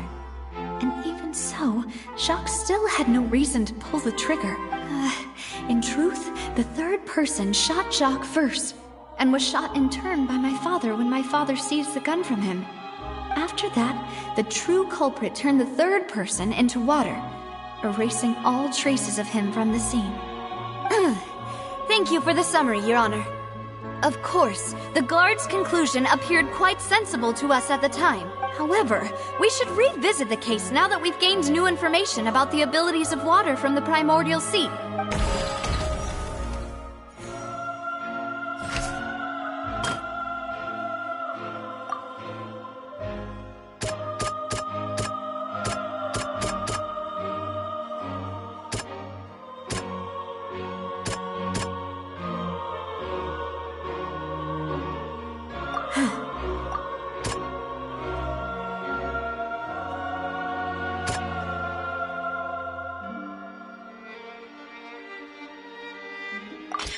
The testimony of the victim's family confirms that Jacques had thoughts of assassinating Callus when he set out for the banquet. How unfortunately for Jacques, the true culprit had already considered this possibility and had sent out another assassin.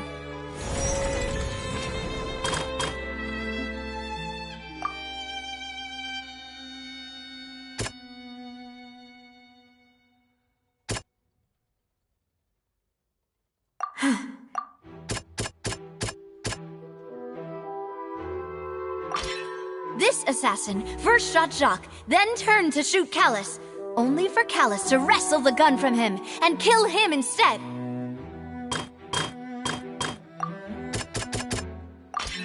A pile of clothing was found at the scene.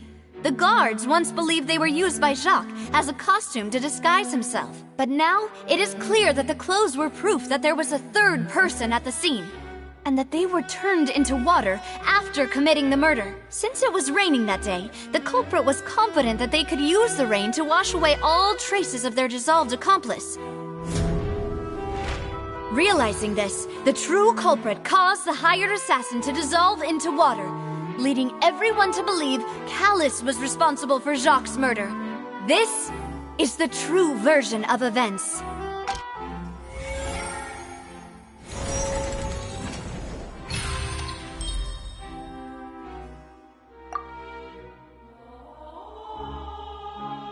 So that's what happened. Wait, you're telling me something as dangerous as water from the primordial sea has been used for all these years? What a great theory. It also explains Callus's and Jacques' respective motives.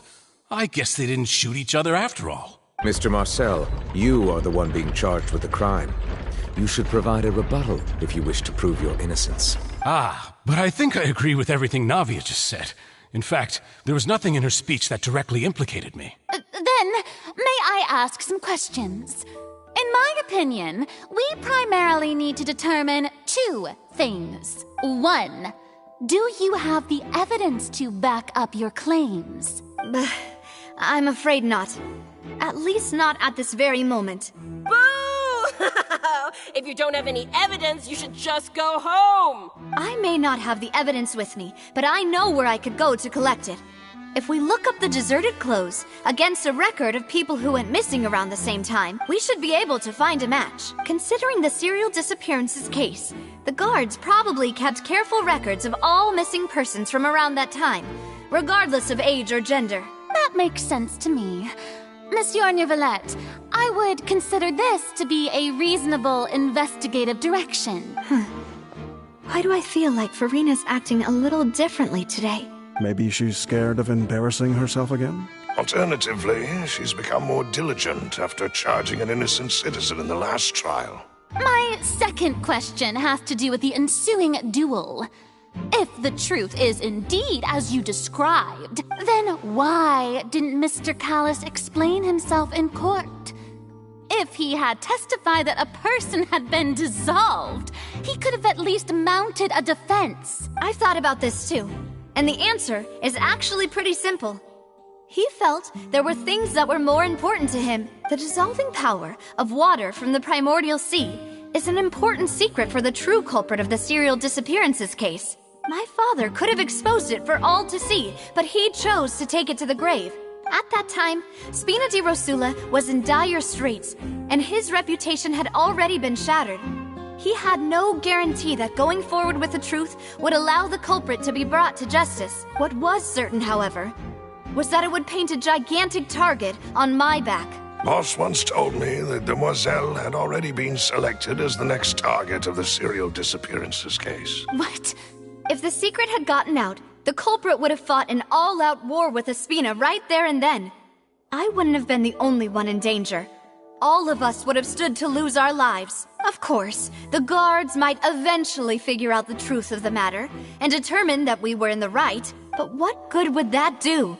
How can a hollow verdict protect anyone? Had this opera house ever given my father any kind of confidence in its brand of justice, Spina di Rosula would have had no reason to exist. But by staying silent, we retained the ability to deter our opponents and continue the stalemate. I was able to become Spina di Rosula's president, which made me harder to target, as well as giving me more time to grow and learn. And once I have figured out the truth and stepped up to the challenge, I will do what this opera house cannot, and restore my father's truth and honor back to him. So, you mean to say, your father intended to die in the duelist's ring? That's right. Do you have any proof? Of course. All you need is to ask his opponent, Clarand. I don't need your apology, your guilt, or your support from the shadows. You don't have to do anything for my sake. But since he entrusted his will to you, Clarand, you should tell us the truth about his sacrifice. So, during the duel, did you believe that Callus was intending to die? Yes, I did.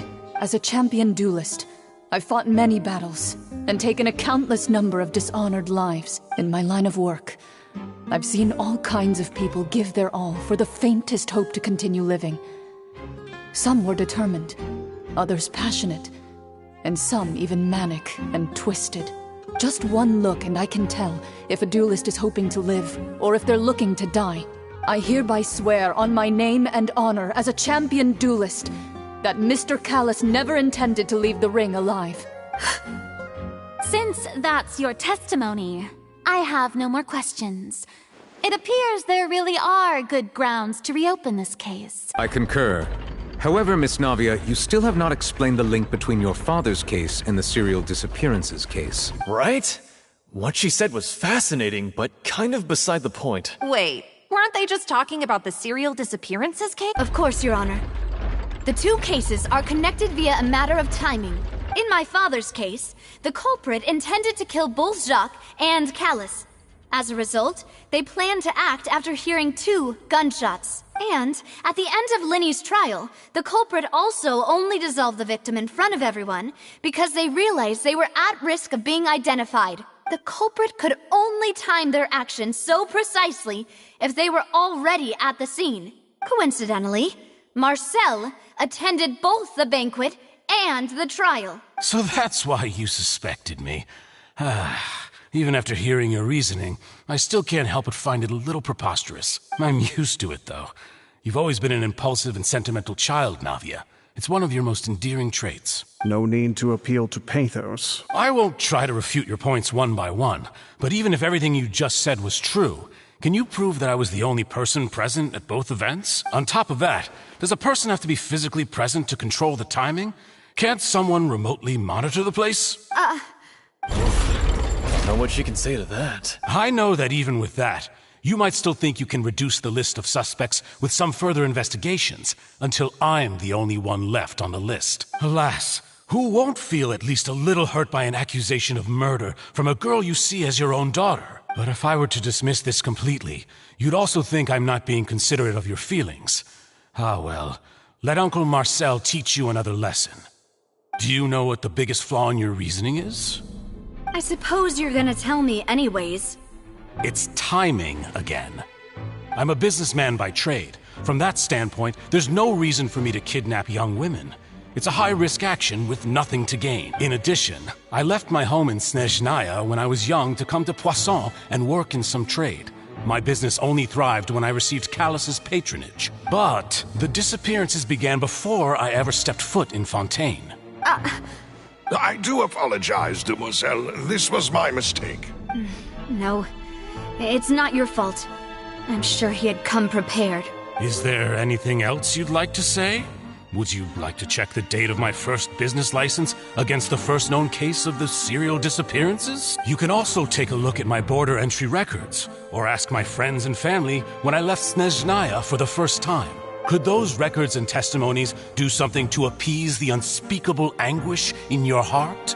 Seems like she got the wrong guy. At this rate, Navia will be convicted for falsely accusing him. I think you've done a superb job of dissecting your father's feelings as he neared the end of his life. But aren't you going against all of his wishes and expectations right now? He wished for you to become more rational, collected, and conscientious, instead of dwelling only on your own feelings. Once you've learned to be more considerate of others' feelings, and to stop rushing headlong into things, you'd have met most of his expectations. This isn't just about me. And it never has been. The biggest difference between me and the rest of the victims is that I still have the ability to search for the truth. While that same agency has long been taken from them, the people whose families were destroyed by synth abuse, the people who lost their loved ones to the serial disappearances, and the people who suffered tragic ends due to their sense of justice, many people's images are flashing before my eyes. I'm sure some are coming to those of you in the audience as well. And whose image do you see, Marcel? Is it a man named Vacher? Oh, so you do know that name. I'm merely surprised you'd suddenly say the name of someone I've never even heard of. I was waiting for you to say that.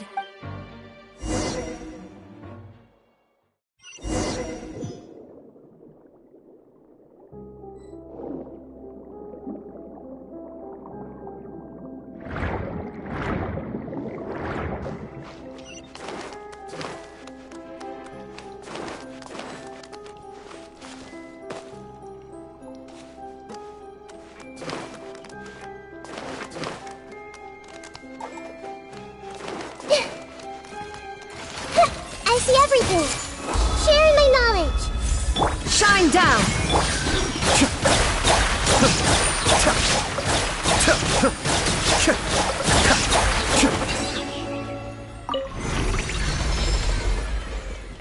Whoa! The floor is going up! Is it because of this mechanism in the middle? That guy really prepared a lot of stuff for this place.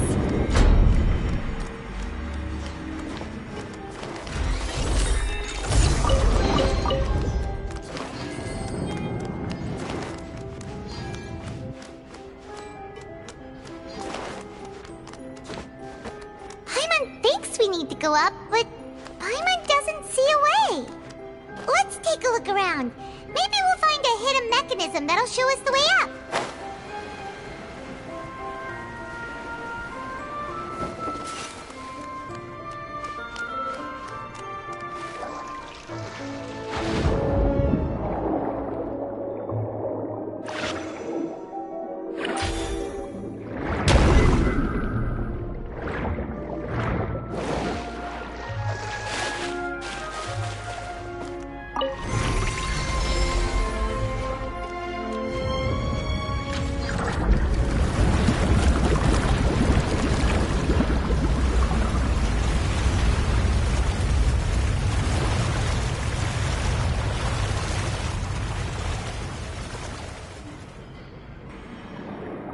The water level is rising.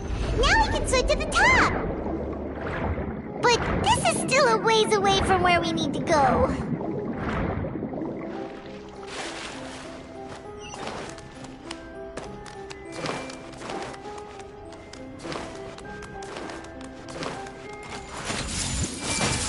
Kamisato Arc.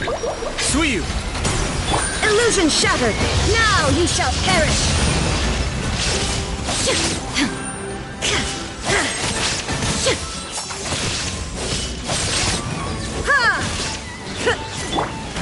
Everyone hold hands. Make yourselves at home. There is no escape. Be still.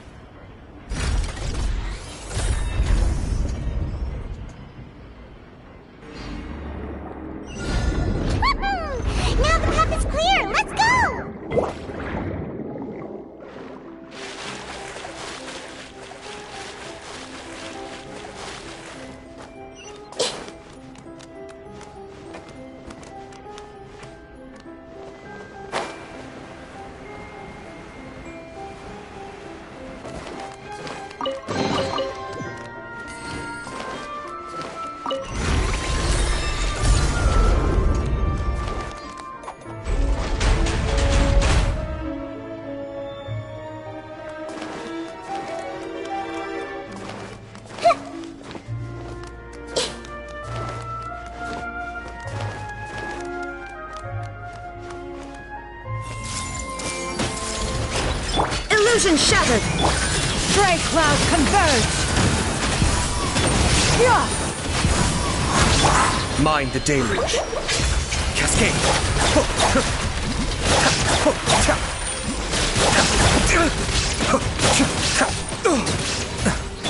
Torn to oblivion!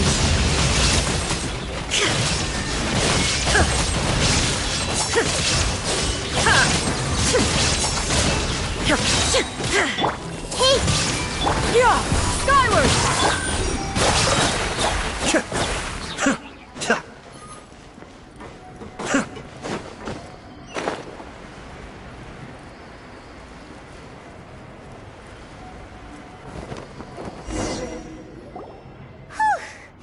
After all that, we finally made it to the innermost sanctum. Though, as expected, the mastermind isn't here. That's right. Then let's hurry up and find some evidence so we can get back to the Opera House and help Navia.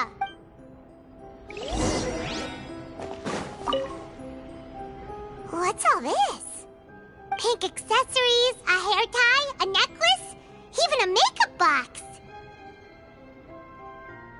Oh, Paimon sees it too, but why are all these cute things? Huh? You mean the girls from the serial disappearances? They were brought here, and then they were turned into all the boxes of things. These names. That means... Oh, this is terrible!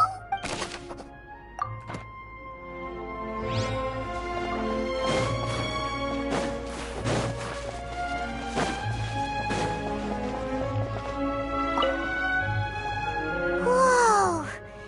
There's so much synth here! And so many bottles of ingredients that probably just contain the... Mixing in progress. Ready to drink?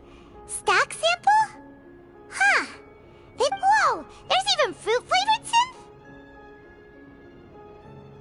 Yep, it's super obvious.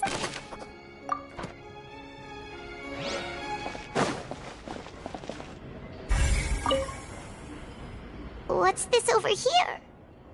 Looks like some kind of place for research. Experiment number 16 aims to verify Jacob Ingold's research conclusions on the primordial sea and use his theory as a foundation to achieve a breakthrough. The experiment was a failure. No individual managed to resurface from the water from the primordial sea. Female specimens 22, 23, and 24 were dissolved. Sorry, Traveler. Paimon will try her best. It's just that Paimon's never read something so scary before. How can someone write something that terrible in such a matter-of-fact tone? You read the rest. Paimon's too scared to keep going. So that's why he did all of these experiments. But did he really think he'd be able to find a way just by dissolving people over and over? That's just insane! Huh? Isn't that the name you heard by the fountain? Paimon thought he was an eyewitness in the serial disappearances case. You mean Vache is the one who did all of these... experiments? So that's it! Vache was no victim, but personally took his lover and... No, that's not it either! If that's the case, why would he want people to resurface from the water? In any case, Paimon will write it all down.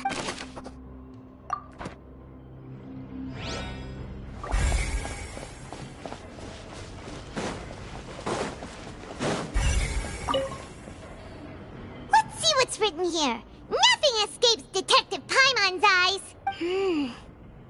Callus. Navia's father. Oh, this seems to be an investigation report on him. Yep, it's about finding someone to assassinate Jacques and Callus because of a lack of confidence that Jacques himself would go through with it. This should prove the existence of the third person, right? We still have not determined the exact content of the key information Callus has passed on to certain members of his organization. The old dog's a real menace to deal with. Even if he abides by the promise he's made to us, he will still have the upper hand. He can act whenever he wants to make our lives miserable. The only option left is to remove him from the picture entirely. I concur. Let's send someone to kill him. He won't declare war as long as we don't touch Navia. Oh, seems like we've got a bunch of correspondence between the higher-ups. They're all just so evil.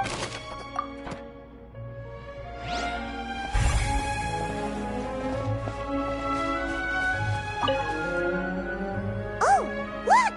There's an important-looking basin over here, and it's full of water.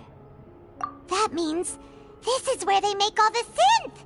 And that special water is the main... If you dilute it with normal water, you'll get synth. But the pure stuff can dissolve a human. Paimon will take notes on this incriminating... We've looked at almost everything here, and it seems like our theories were spot on. Yeah, we haven't found anything that reveals his true identity. No wonder even Neuvillette wasn't able to find anything. Whoever it is probably destroyed everything to do with that name a long time ago. That way, even if we bring all this back to the opera, we won't be able to identify the true culprit. Sure thing.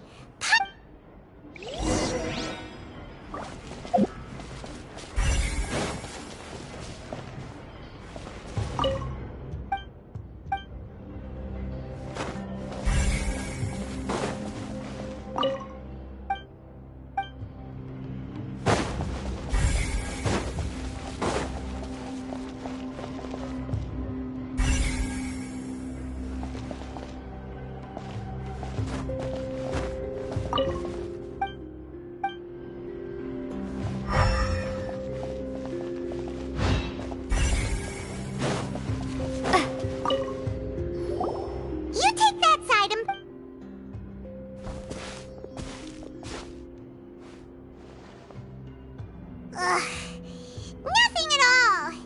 And Paimon can't even find snacks either. Whoa, really? Let Paimon see. Vinier. Isn't that Vache's lover's name? Then you found her diary. Aw. It's just a normal diary chronicling their love story. She was so sweet, too. Oh, Paimon feels even worse for her now. So many! A whole page's worth! But they're all crossed out. Was she unhappy with all of them? The final name she decided on was Marcel. Wait, but Marcel's pretty old. Has this case been going on for so long that he's Vache and Vinier's grown son? Hey! Paimon still hasn't figured it out yet.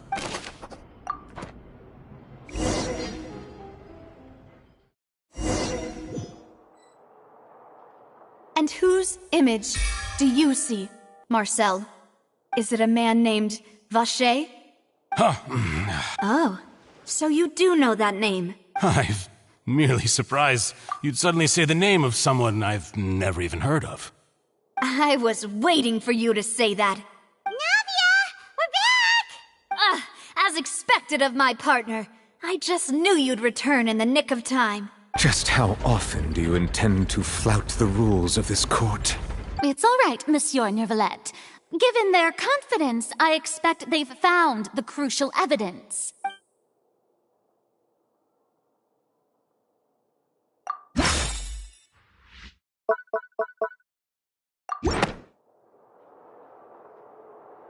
But the truth of it, Marcel, is that you've always been Vache. Huh? We've investigated your lair, and we already know everything! After your lover, Vinier, was dissolved, you kept abducting young women to experiment on the hopes of bringing her back to you! You even created Marcel as a new identity, and destroyed all records of your past as Vache! So that's it. Even the villains in opera performances rarely go that far. And with that, Marcel's motive has now been established. This information regarding your past also dismantles your prior timing defense. Well, Marcel, do you know where you went wrong? You fixated your gaze on the lover that passed away, instead of paying attention to the living people around you. So, you never noticed how we changed, or how we grew as individuals. You also never understood Boss's real expectations for his daughter. Or our determination to see things through. Your determination. Mr. Marcel, please speak up now if you would like to defend yourself. Otherwise, the trial will move on to the next stage. Do you really think I wanted to do any of this? Pay attention to you? What for? Have you ever paid attention to me? Ever empathized with my pain? Ever known how it feels to watch the love of your life dissolve right in front of your eyes? No one helped me. No one even believed me. All those decades ago, even the officers from the Maison Gardiennage were laughing at me. They said there's no way a human being can turn into water. So I must have gone mad from grief. Vignier's death was brushed away by all of you as if it didn't matter at all. Well, now you know, don't you? Ha! Well, it's too late now. All those who were dissolved are gone forever. You only have yourselves to blame. You set up this ornate opera house in pursuit of your so-called justice, your beloved drama, while turning a blind eye to the suffering of the people. Vignier is dead. We promised each other that we would always be together. Wherever she goes, I will follow. But I'm not from this blasted place, so I can't be dissolved, no matter what I do. Hey, is that water from the primordial sea that he's drinking? I can't dissolve! Can't dissolve! Can't dissolve!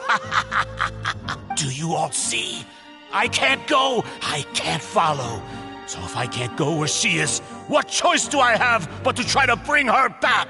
I did all of that, and in the end, that accursed Callus still got the better of me. I spent my entire life living on pins and needles, only to get stabbed by his idiot daughter at the very end. The suspect is exhibiting signs of mental distress. Guards, please restrain him. Don't touch me! Don't anybody come near me! I still need to save Vignier. A promise. We made a promise. Vignier. Vignier! Please, Vignier! Don't think badly of me. All I want to do is fulfill our promise. At this point, the verdict of this trial is clear. With Mr. Marcel's conviction, the charges against Mr. Tartaglia no longer have any basis. Fine by me. I was in a bad mood, but after a show like that, I'm actually feeling pretty good. Traveler, please submit all the evidence you have collected to the guards, so that I might review and summarize the truth behind the serial disappearances case. The man now known as Marcel was originally named Vacher, and worked as an adventurer with his partner and lover Vignier. During an underwater expedition, Vignier accidentally came into contact with water from the primordial sea, and was dissolved in front of Vacher as a result. Vacher learned of the primordial water's existence through the work of others, and began to kidnap young women for research, with the goal of discovering a method to restore Vignier back to life. To cover his tracks, he invented the new alias of Marcel, and began to operate a business in Poisson. During the course of his research, Vacher discovered that a diluted concoction of water from the primordial sea can induce feelings of euphoria, and began to manufacture and market synth. However, as he accumulated wealth to fund his continued research and expanded the scope, he came into conflict with Spina di Rosula. After exchanging blows with Spina di Rosula for many years, Vacher decided to assassinate their president Callus at a banquet. Although the assassination did not go as Vacher expected, he was able to turn Callus into the murder suspect by dissolving the assassin he sent to the scene. And just recently, Vacher attempted to frame Linny as the culprit of the serial disappearances case, using a similar method. However, his attempt to frame Linny failed, and the power of water from the primordial sea became public knowledge. This case also exposed enough of Vacher's machinations that he was eventually successfully charged in court. Thus concludes the enigmatic history of the serial disappearances case, with the truth revealed to all.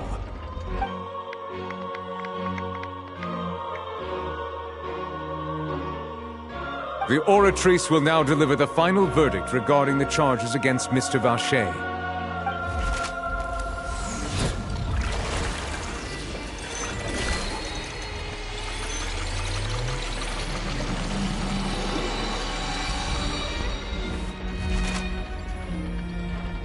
According to the judgment of the Oratrice Mécanique d'Analyse Cardinale, Mr. Vacher is guilty.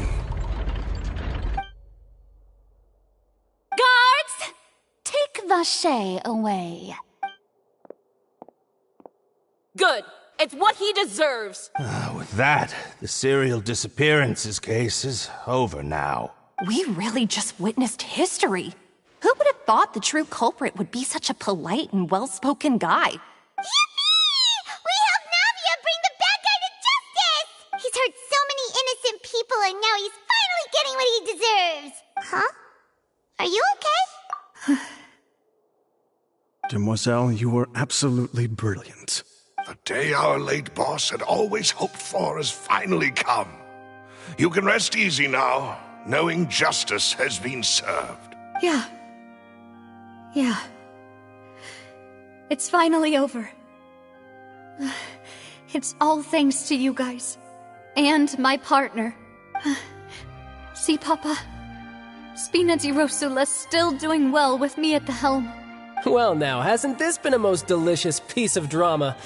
The villain has been caught, justice has been served, past wrongs have been righted, and it's a big ol' happy ending. Since it's been such a great show, I'll just let the false accusations against me slide. Either way, I've still got some business to attend to. So, if you'll excuse me... Please wait just one moment, Mr. Tartaglia. What now? None of this has anything to do with me. According to court protocol, since this trial was initiated due to a charge against you, a verdict must also be made regarding the initial charge before the trial can conclude. Oh, come on. Is this really necessary? Haven't you already caught the real criminal? Isn't it time for side characters like me to exit stage left? Please respect the laws of Fontaine. This has always been the rule. All right, but this sure is a lot of hassle. All I need to do is stand over there, right? Let's just get this over with. Through evidence presented in the public trial that was just held, it has been established that Mr. Tartaglia has no direct connection to the serial disappearances case.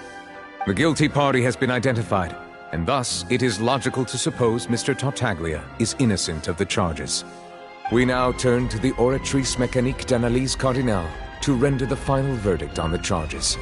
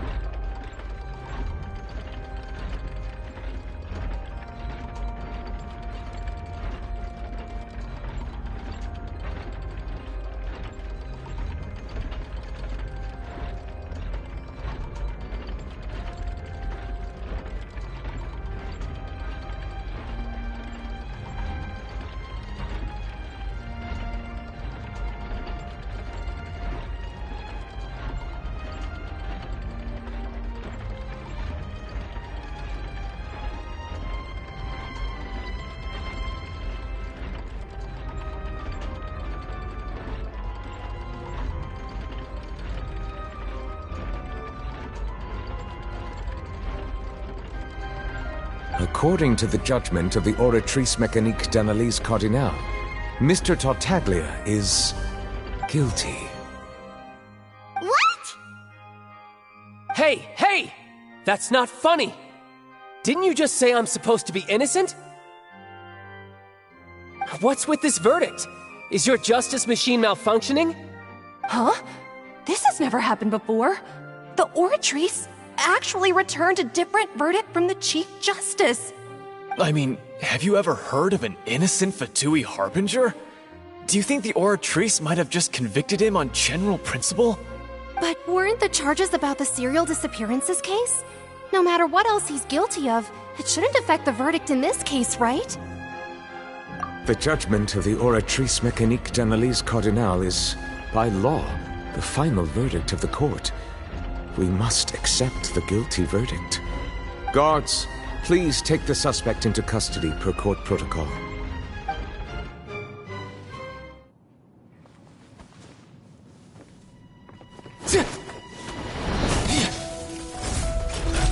So this is how justice is done in Fontaine. What a joke. You've got your rules. Well, I've got mine too!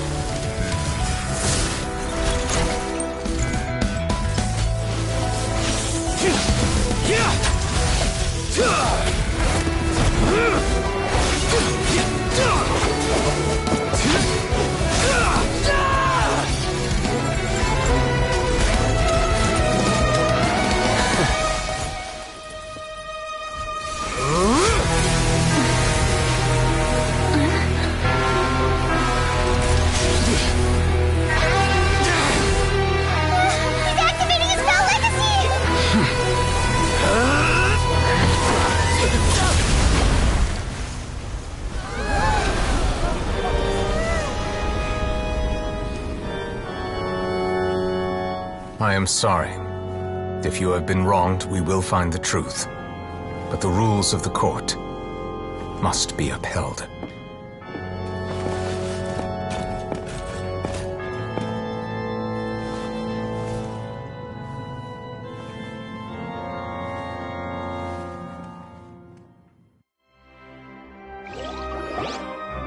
Hey, Monsieur Novelette, what's going on? Shouldn't they have been cleared already? Apologies. This is also the first time I've encountered such a situation.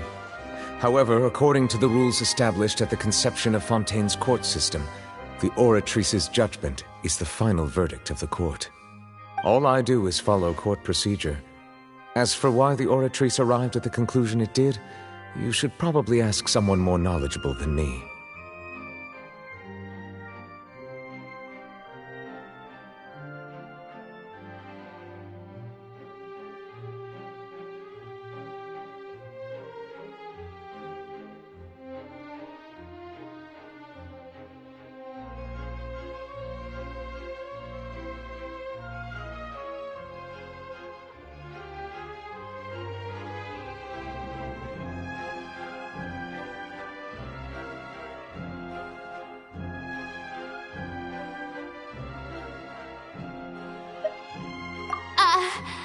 Why are you looking at me?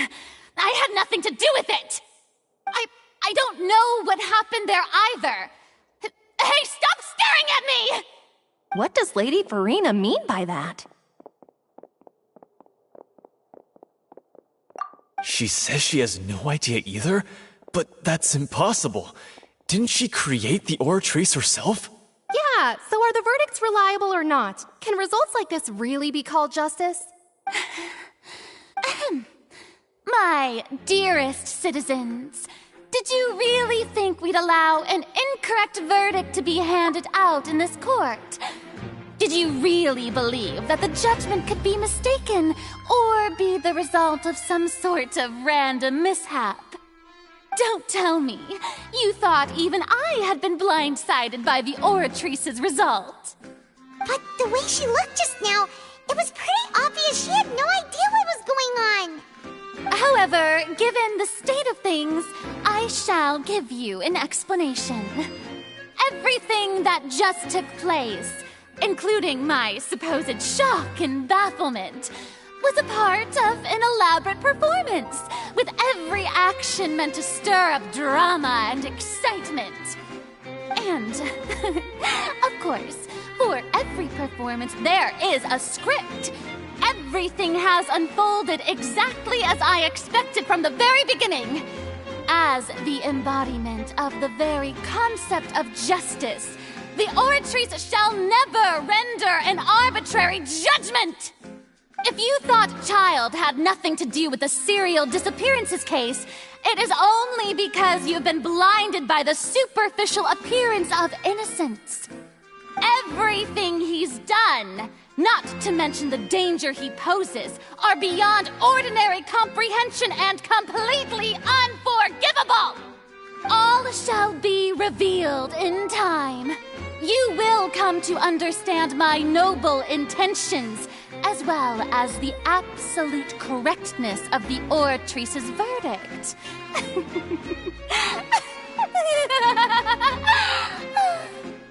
Now, having said that, although I hate to leave things hanging in suspense, it is now time for this performance to end. As the lead actress, I shall be the first to take my leave. Toodaloo! So she chose to make her escape after all, did she? So you're saying we shouldn't put much stock into what she just said?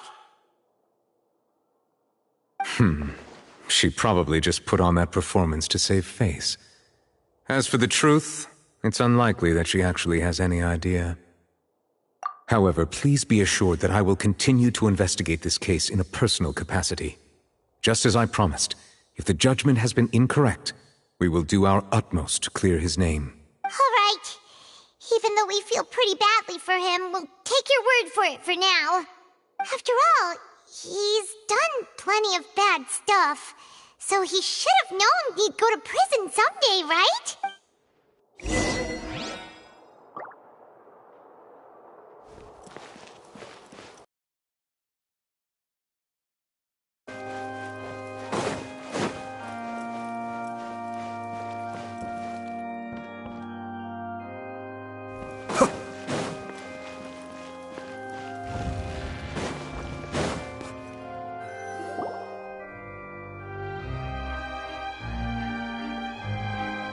Hey, what are you doing? Quick, stop him!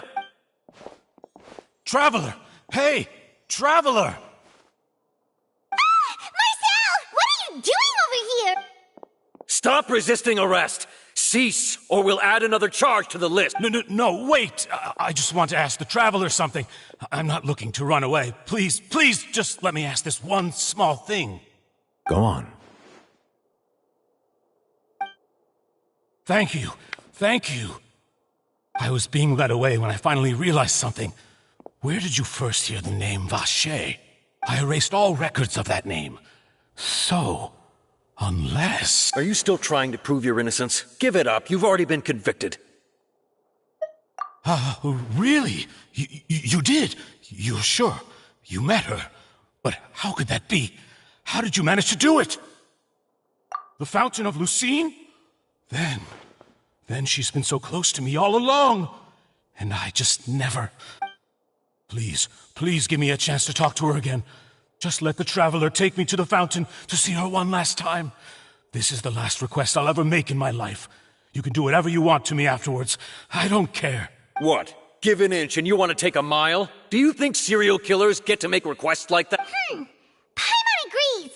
Why should we give him what he wants when he's only done a ton of super terrible things? This request, is it worth as much to you as your life? Of course!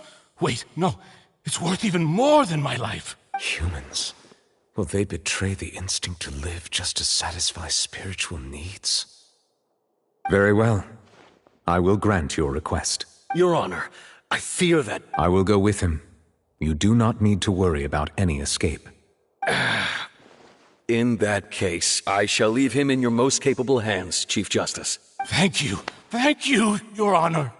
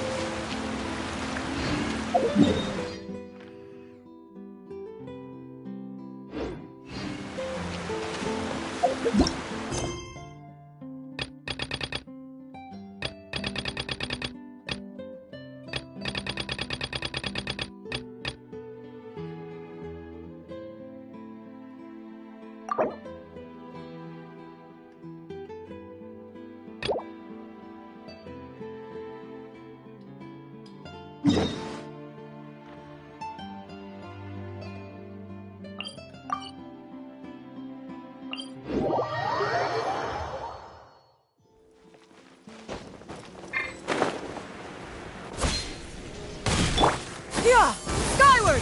Scatter! Yeah! Skyward! Scatter!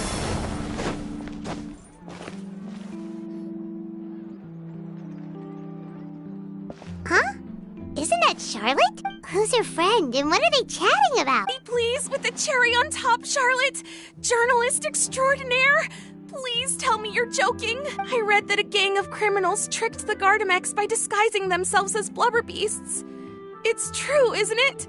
It has to be! I've invested all my savings into graph adversarial technology and even taken out a sizable bank loan. I'm begging you like the beggiest beggar in all of begdom.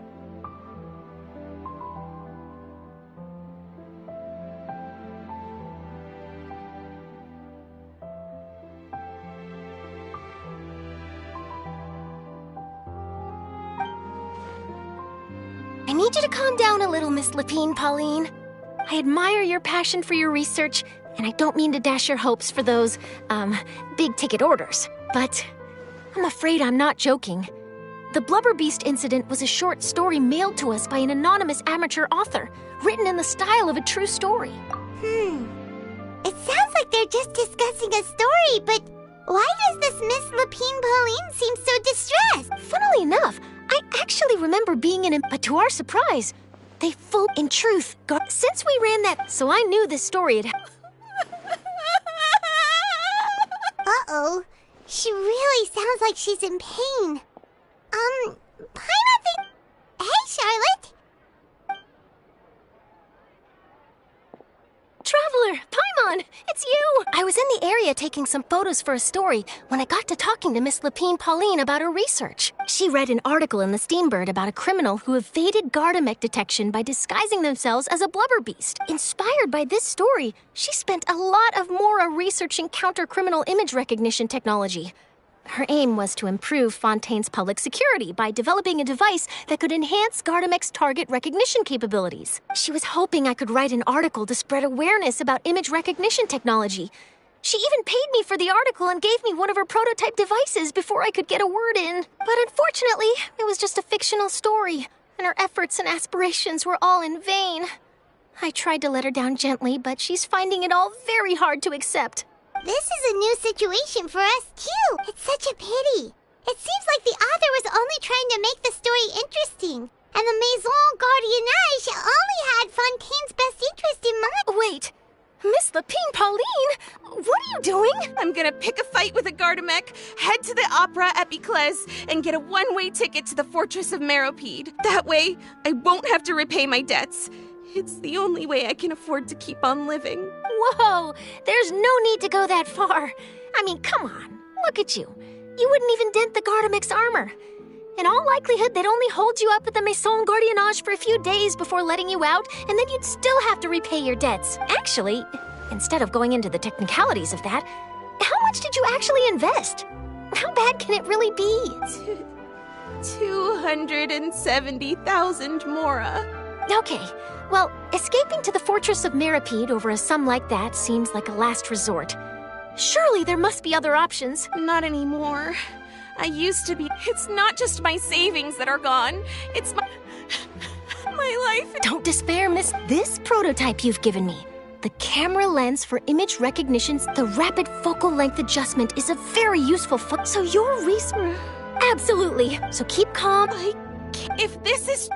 maybe... Come on! Stop it! And I can probably speak to some people. There's no time to lose. I need to get to work. Early bird gets the worm. Can you believe her? Paimon's pretty sure our advice wouldn't... It's understandable. But don't you worry. Her research... It's reassuring to know that you'll... Actually, it takes the right... Thanks a lot! What a nice... You're welcome. The boundaries... Yes, that's how I'll free...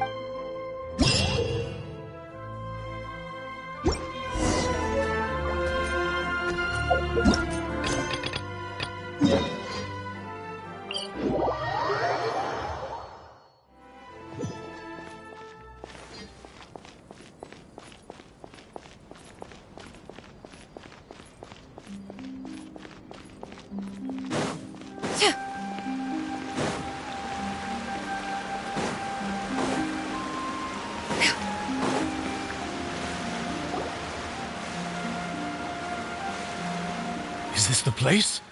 You said she's here, but what do I need to do to see her? Yeah, and even Paimon could hear her after drinking that thing. Didn't you just drink a lot of it on the stage as well? Oh, in that case... Vache! Ah! Yes, that's it! So you heard it too! Vinier, it's me! It's me, Vache! Vache? Vache! I'm here! I'm here! Where are you, Vinier? I'm coming for you. I'm finally here for you. Hey, wait! Be careful! Hey, wait! Vinier, is that you? It's me, Vache! Vinier! Vache? Why did you come? Didn't I say? You don't need to look for me. You look a lot older than I remember. How long has it been? It's been more than 20 years. I've suffered for over 20 years since the day you left. All this time, only the thought of bringing you back has kept me alive. Nothing else mattered to me. I must be dreaming. Who would have thought I'd get the chance to tell you all of my feelings like this? Vinier, you are my everything. I really don't know how I could live without you. But Vache, if you ask me, this world would be better off without you. What are you saying? If not for you, I would have finished my law degree and probably become a top-tier attorney one day. If not for you, I would have continued to pursue my love of the arts, and my works would have been displayed in the Palais Mermonia itself. If not for you, I would at least have been able to take care of my mother. And she would not have grown old and died alone, with nothing but the tears on her cheeks. It's all because of your selfishness, Vache. It's all because of you. You... Wait, you are not Vinier. Who are you? You're right. I am not Vinier. I am the sacrifices. Every woman who died by your hand, as our bodies dissolved, our consciousnesses flowed back to the primordial sea. Our thoughts circulated endlessly within the primordial sea, and we were no longer individuals, but we became one, just as streams of water come together in the sea. I'm Cressy. I'm Lemony. I'm Azine. The only one I am not is Vinier. Why? But then, where is Vinier? She doesn't want to see you anymore.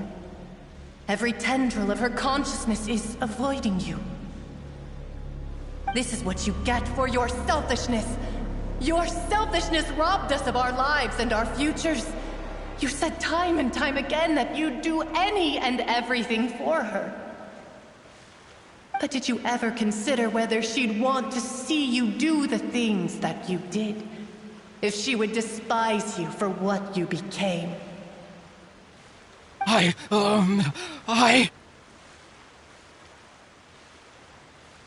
You are a liar, a heartless murderer, and a cowardly narcissist. The only thing you are not is Vigniere's beloved. From the moment your first victim died and her consciousness merged with Vigniere's, she has had nothing but pure hatred for you.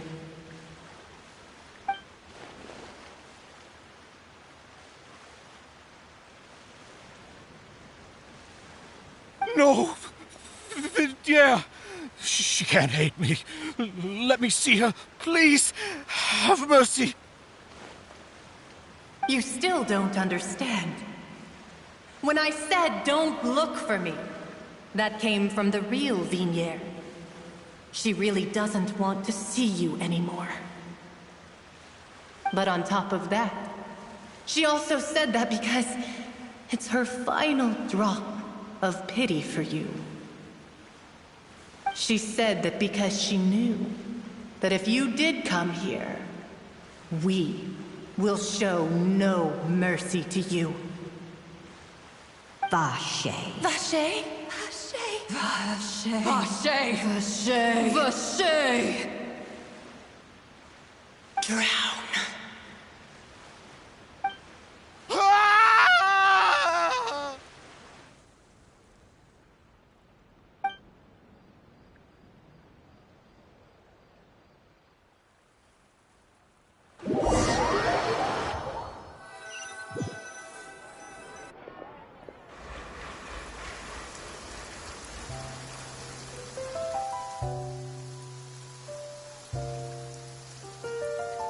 Finally, we have some time to do shopping. Gosh, it's really been a long time since we've been able to relax. Huh. Well met, partner. I knew something great was going to happen when I woke up in such a good mood today. Even this weather can't put a damper on the demoiselle's mood. It's a pleasure to see you both again. Oh, hey, Navia! It's been a few days. Paimon's already started to miss you. Oh, now that I believe. I'm easy to work with and always bring home the bacon. Who wouldn't treasure having a partner like me? Sounds like you're really enjoying life these days, Navia. What have you been busy with since the trial? It's just been one thing after the other. I've been making non-stop trips between Poisson and the courts in Seine. Everyone from Spina di Rosula organized a memorial for my father.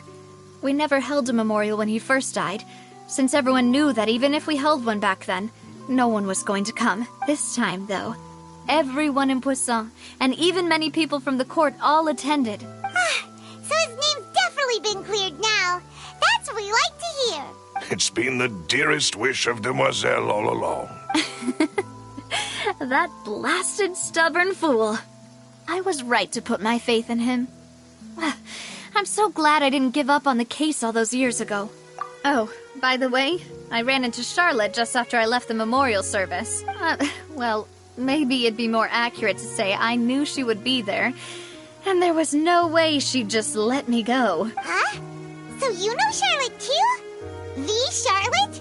Journalist from the Steambird? Yeah, way back when I first became the president of the Spina di Rosula, she was all over me. Wouldn't take no for an answer. I believe the story was called The True Heart of Darkness, Secret Tales of the Yellow Rose. To be fair, though, it was a really flattering feature.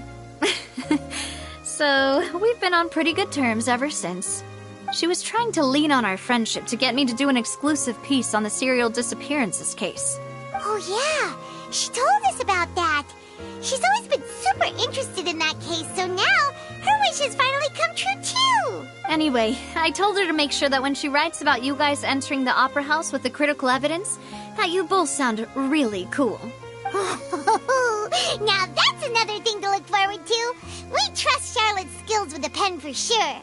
Oh, and in other news, I also took Clarand out for a meal. Oh, are you two on better terms now? While you were investigating Vache's headquarters, Clarand gave testimony on my father's behalf. It was thanks to her that we were able to turn the tide. I wanted to thank her. I mean, there's also no point in being awkward all the time, so we took the chance to reconcile with each other. Oh, that's great. Paimon also thought Clorinde wasn't actually a bad person. It's always good to have more friends. Anyway, now that the case has finally been solved, perhaps it will slowly begin to fade from the public consciousness. Oh, actually, there's still one last thing I need to do. What is it? I should pay a visit to my father's grave and tell him the truth of what happened, as well as how it all ended. And on top of that, just how much people still look up to him to this day. That includes me, too. Miss Navia. Indeed. We want to go too. We also think Callus is a really admirable person. Sure thing. I'd like you two to share the moment with me. After all, without you, there might not have been such a positive ending. And in that case, everyone, let's be off.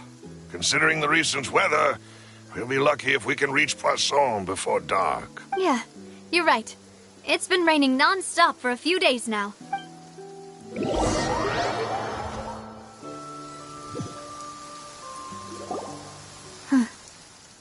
This is where my father's grave is. To be perfectly honest, even I haven't been back here for a long time. Huh? There's someone there already. Wait. That figure. It can't be... Isn't that Nervalette? Why would the Chief Justice be here? Huh? Navia? My apologies. I should have asked before coming to pay my respects. Don't say that. Sorry about that. Oh, I was trying to say there's no need for you to apologize. I wanted to show my father how much I've grown, but still, I doubt I've grown to the point that even the Chief Justice would feel compelled to apologize to me over and over. In that case, I will stop apologizing for now. You really could use some pointers on understanding human emotions, Monsieur Nervalette. In any case, why did you come to Poisson? Well, ever since that day, I've been turning a question over and over in my head. Just what is justice, anyway? There was once a time when I didn't want to believe that there could be anything more important to humans than life itself. Oh, rather than that, it's probably more truthful to say I didn't believe humans were capable of resisting the most basic instinct of living things. That they could rebel against their own nature, or consider certain things to be more important than their own lives. Which is also why I didn't stop your father from beginning that fateful duel. I believed that a truly innocent man would never throw away his life like that. That there was nothing, should have been nothing more important than one's own continued survival. But Mr. Callus proved me utterly and decisively wrong. If not for his sacrifice, the serial disappearances case would have remained unsolved to this day. Mr. Callus made the choice he did for his daughter, for his associates, and for many people completely unrelated to him. And in the end, from a certain perspective, one could say that he did it all for the sake of justice. A justice that's higher than life itself. So, you asked me why I came here. I just wanted to say my apologies to Mr. Callus in person. I should have noticed all of this much sooner. This regret has filled me with a sadness that has haunted me for days. That high and mighty chair in the Opera Epiclese indeed insulates one from many important things. Spina di Rosula, thank you so much for your hard work and perseverance. I'm sorry for being mad at you before. So, you're actually one of those types that's cold on the outside, but pretty thoughtful on the inside, huh? That reminds me of Silver, one of my guys. Sorry about that.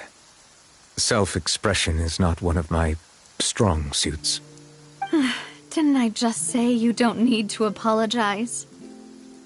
Ah, so Navia and Nervalette seem to have made their peace as well. Let's not disturb them for now. We can wait till after they're done.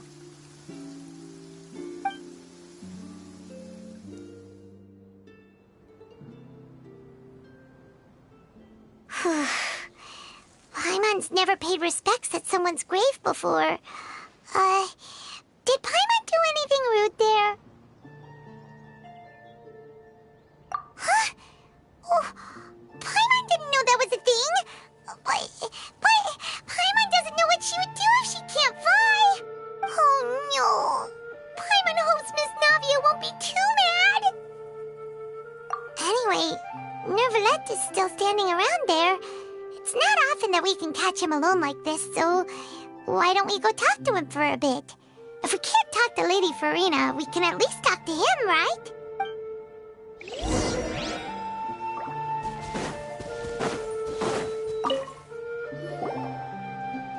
Oh, it's you two. Did Miss Navia invite you to come pay your respects to her father? Mm-hmm. We ran into Navia on the streets today, so we just followed her here. I see. Then is there something that I can help you with? Well, it's pretty hard to run into you like this, since you're usually super busy. So we figured we could try to ask you a few questions, if that's okay. Please feel free. Though outsiders, you helped us solve one of the greatest mysteries in Fontaine, and it would be my pleasure to return the favor.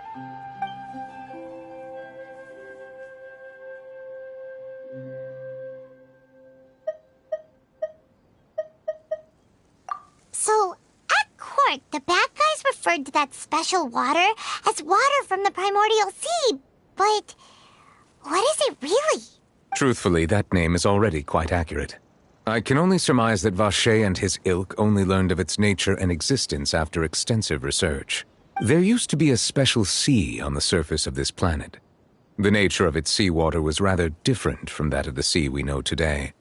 Most of Tevat's life forms were first born in that special sea. You could say it nurtured much of the life on this planet. Huh. So it really was where everything began. It makes sense to call it primordial then. But today, the primordial sea no longer exists on the planet's surface.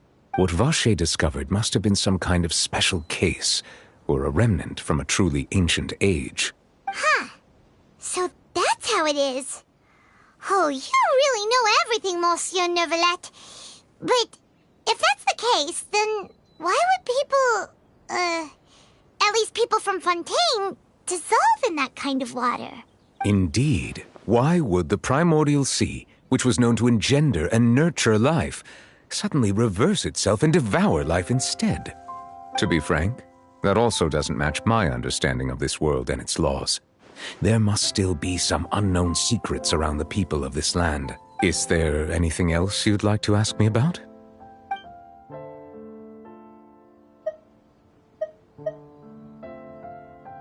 That the sea levels will rise and everyone will be dissolved in water, leaving Farina crying alone on her throne, but the sins of the people will be finally washed away for good. Does that appropriately summarize the version you've heard? That's right! It was Linny that told us back then. And that about covers all the main points. Yes, up to the present, I think we reached a point where we have no choice but to confront this prophecy directly. Rumors have it that this prophecy is rooted in the last words the former Hydro Archon left to the world before she passed away. A prophecy? Of the former Hydro Archon? Wow. This is the first time that we've ever heard of it. 2 parts of the prophecy have already proven correct. The rising sea levels and the ability of the people of Fontaine to be dissolved. We should be more vigilant and stay on the watch for further signs. Speaking of the prophecy, Farina has also always taken it quite seriously. Indeed, she has been collecting information and intelligence from across Tevat for this purpose. If the rumors were true, then perhaps this prophecy is the conundrum left to Farina by her predecessor. But with Farina being the way she is, can we really trust her to solve it? Is there anything else you'd like to ask me about? My apologies. My investigation has still not reached its conclusion. However, I still believe the judgment of the Oratrice was not rendered arbitrarily. But you also said you thought he was innocent. For many years, I have been quite aware that the Oratrice does not simply mechanically repeat the verdict that I give on each case. As a divinely created mechanism, the people's unified faith in the concept of justice is integrated into it. Not only can it produce the incredible power of indemnitium, but it likely also possesses other traits, such as self-awareness. Which is all to say, I've been prepared for a situation like this for a long time. So when Lenny told us that he heard a human voice from the room where the Oratrice's core is stored... I was not aware such a thing had occurred. Perhaps that could serve to prove my conjecture. I will add that to the list of items to investigate. In any case, I am inclined to believe that the Oratrice does have a methodology all its own. We just do not have enough information. Based on Farina's reaction, I doubt even she had any idea what was going on. She managed to bluff her way through it, though, with her time-tested twin tricks of bravado and drama. While we do intend to get to the bottom of this, for now, we regret to say that the Fatui Harbinger will just have to bide his time in the fortress of Meripede. If we did incorrectly convict him of crimes he did not commit, we will most certainly compensate him to the fullest extent allowed by the law. If you ask Paimon, the only compensation he'll want is a no-holds-barred fight with you. Is there anything else you'd like to ask me about? Your sibling, another blonde-haired traveler. I'm sorry, but I've never seen anyone who matches that description. If he ever stepped foot in Fontaine, I'm sure he followed our laws to the letter and had no reason to appear on the stage of the opera Epicles. Is there anything else? Very well. It was my honor to provide you with what answers I could. I very much enjoyed conversing with you. It will soon be time for me to leave this blissful tranquility behind and return to Palais Memoria. You really are super busy, Monsieur Neuvillette. Paimon thought you only came here to pay your respects today because you had the day off. Crime and villainy do not have the day off, and so justice must work around the clock as well. This is merely the nature of a justice's work. All right, you've got a point. Huh? Paimon just noticed that the rain has stopped.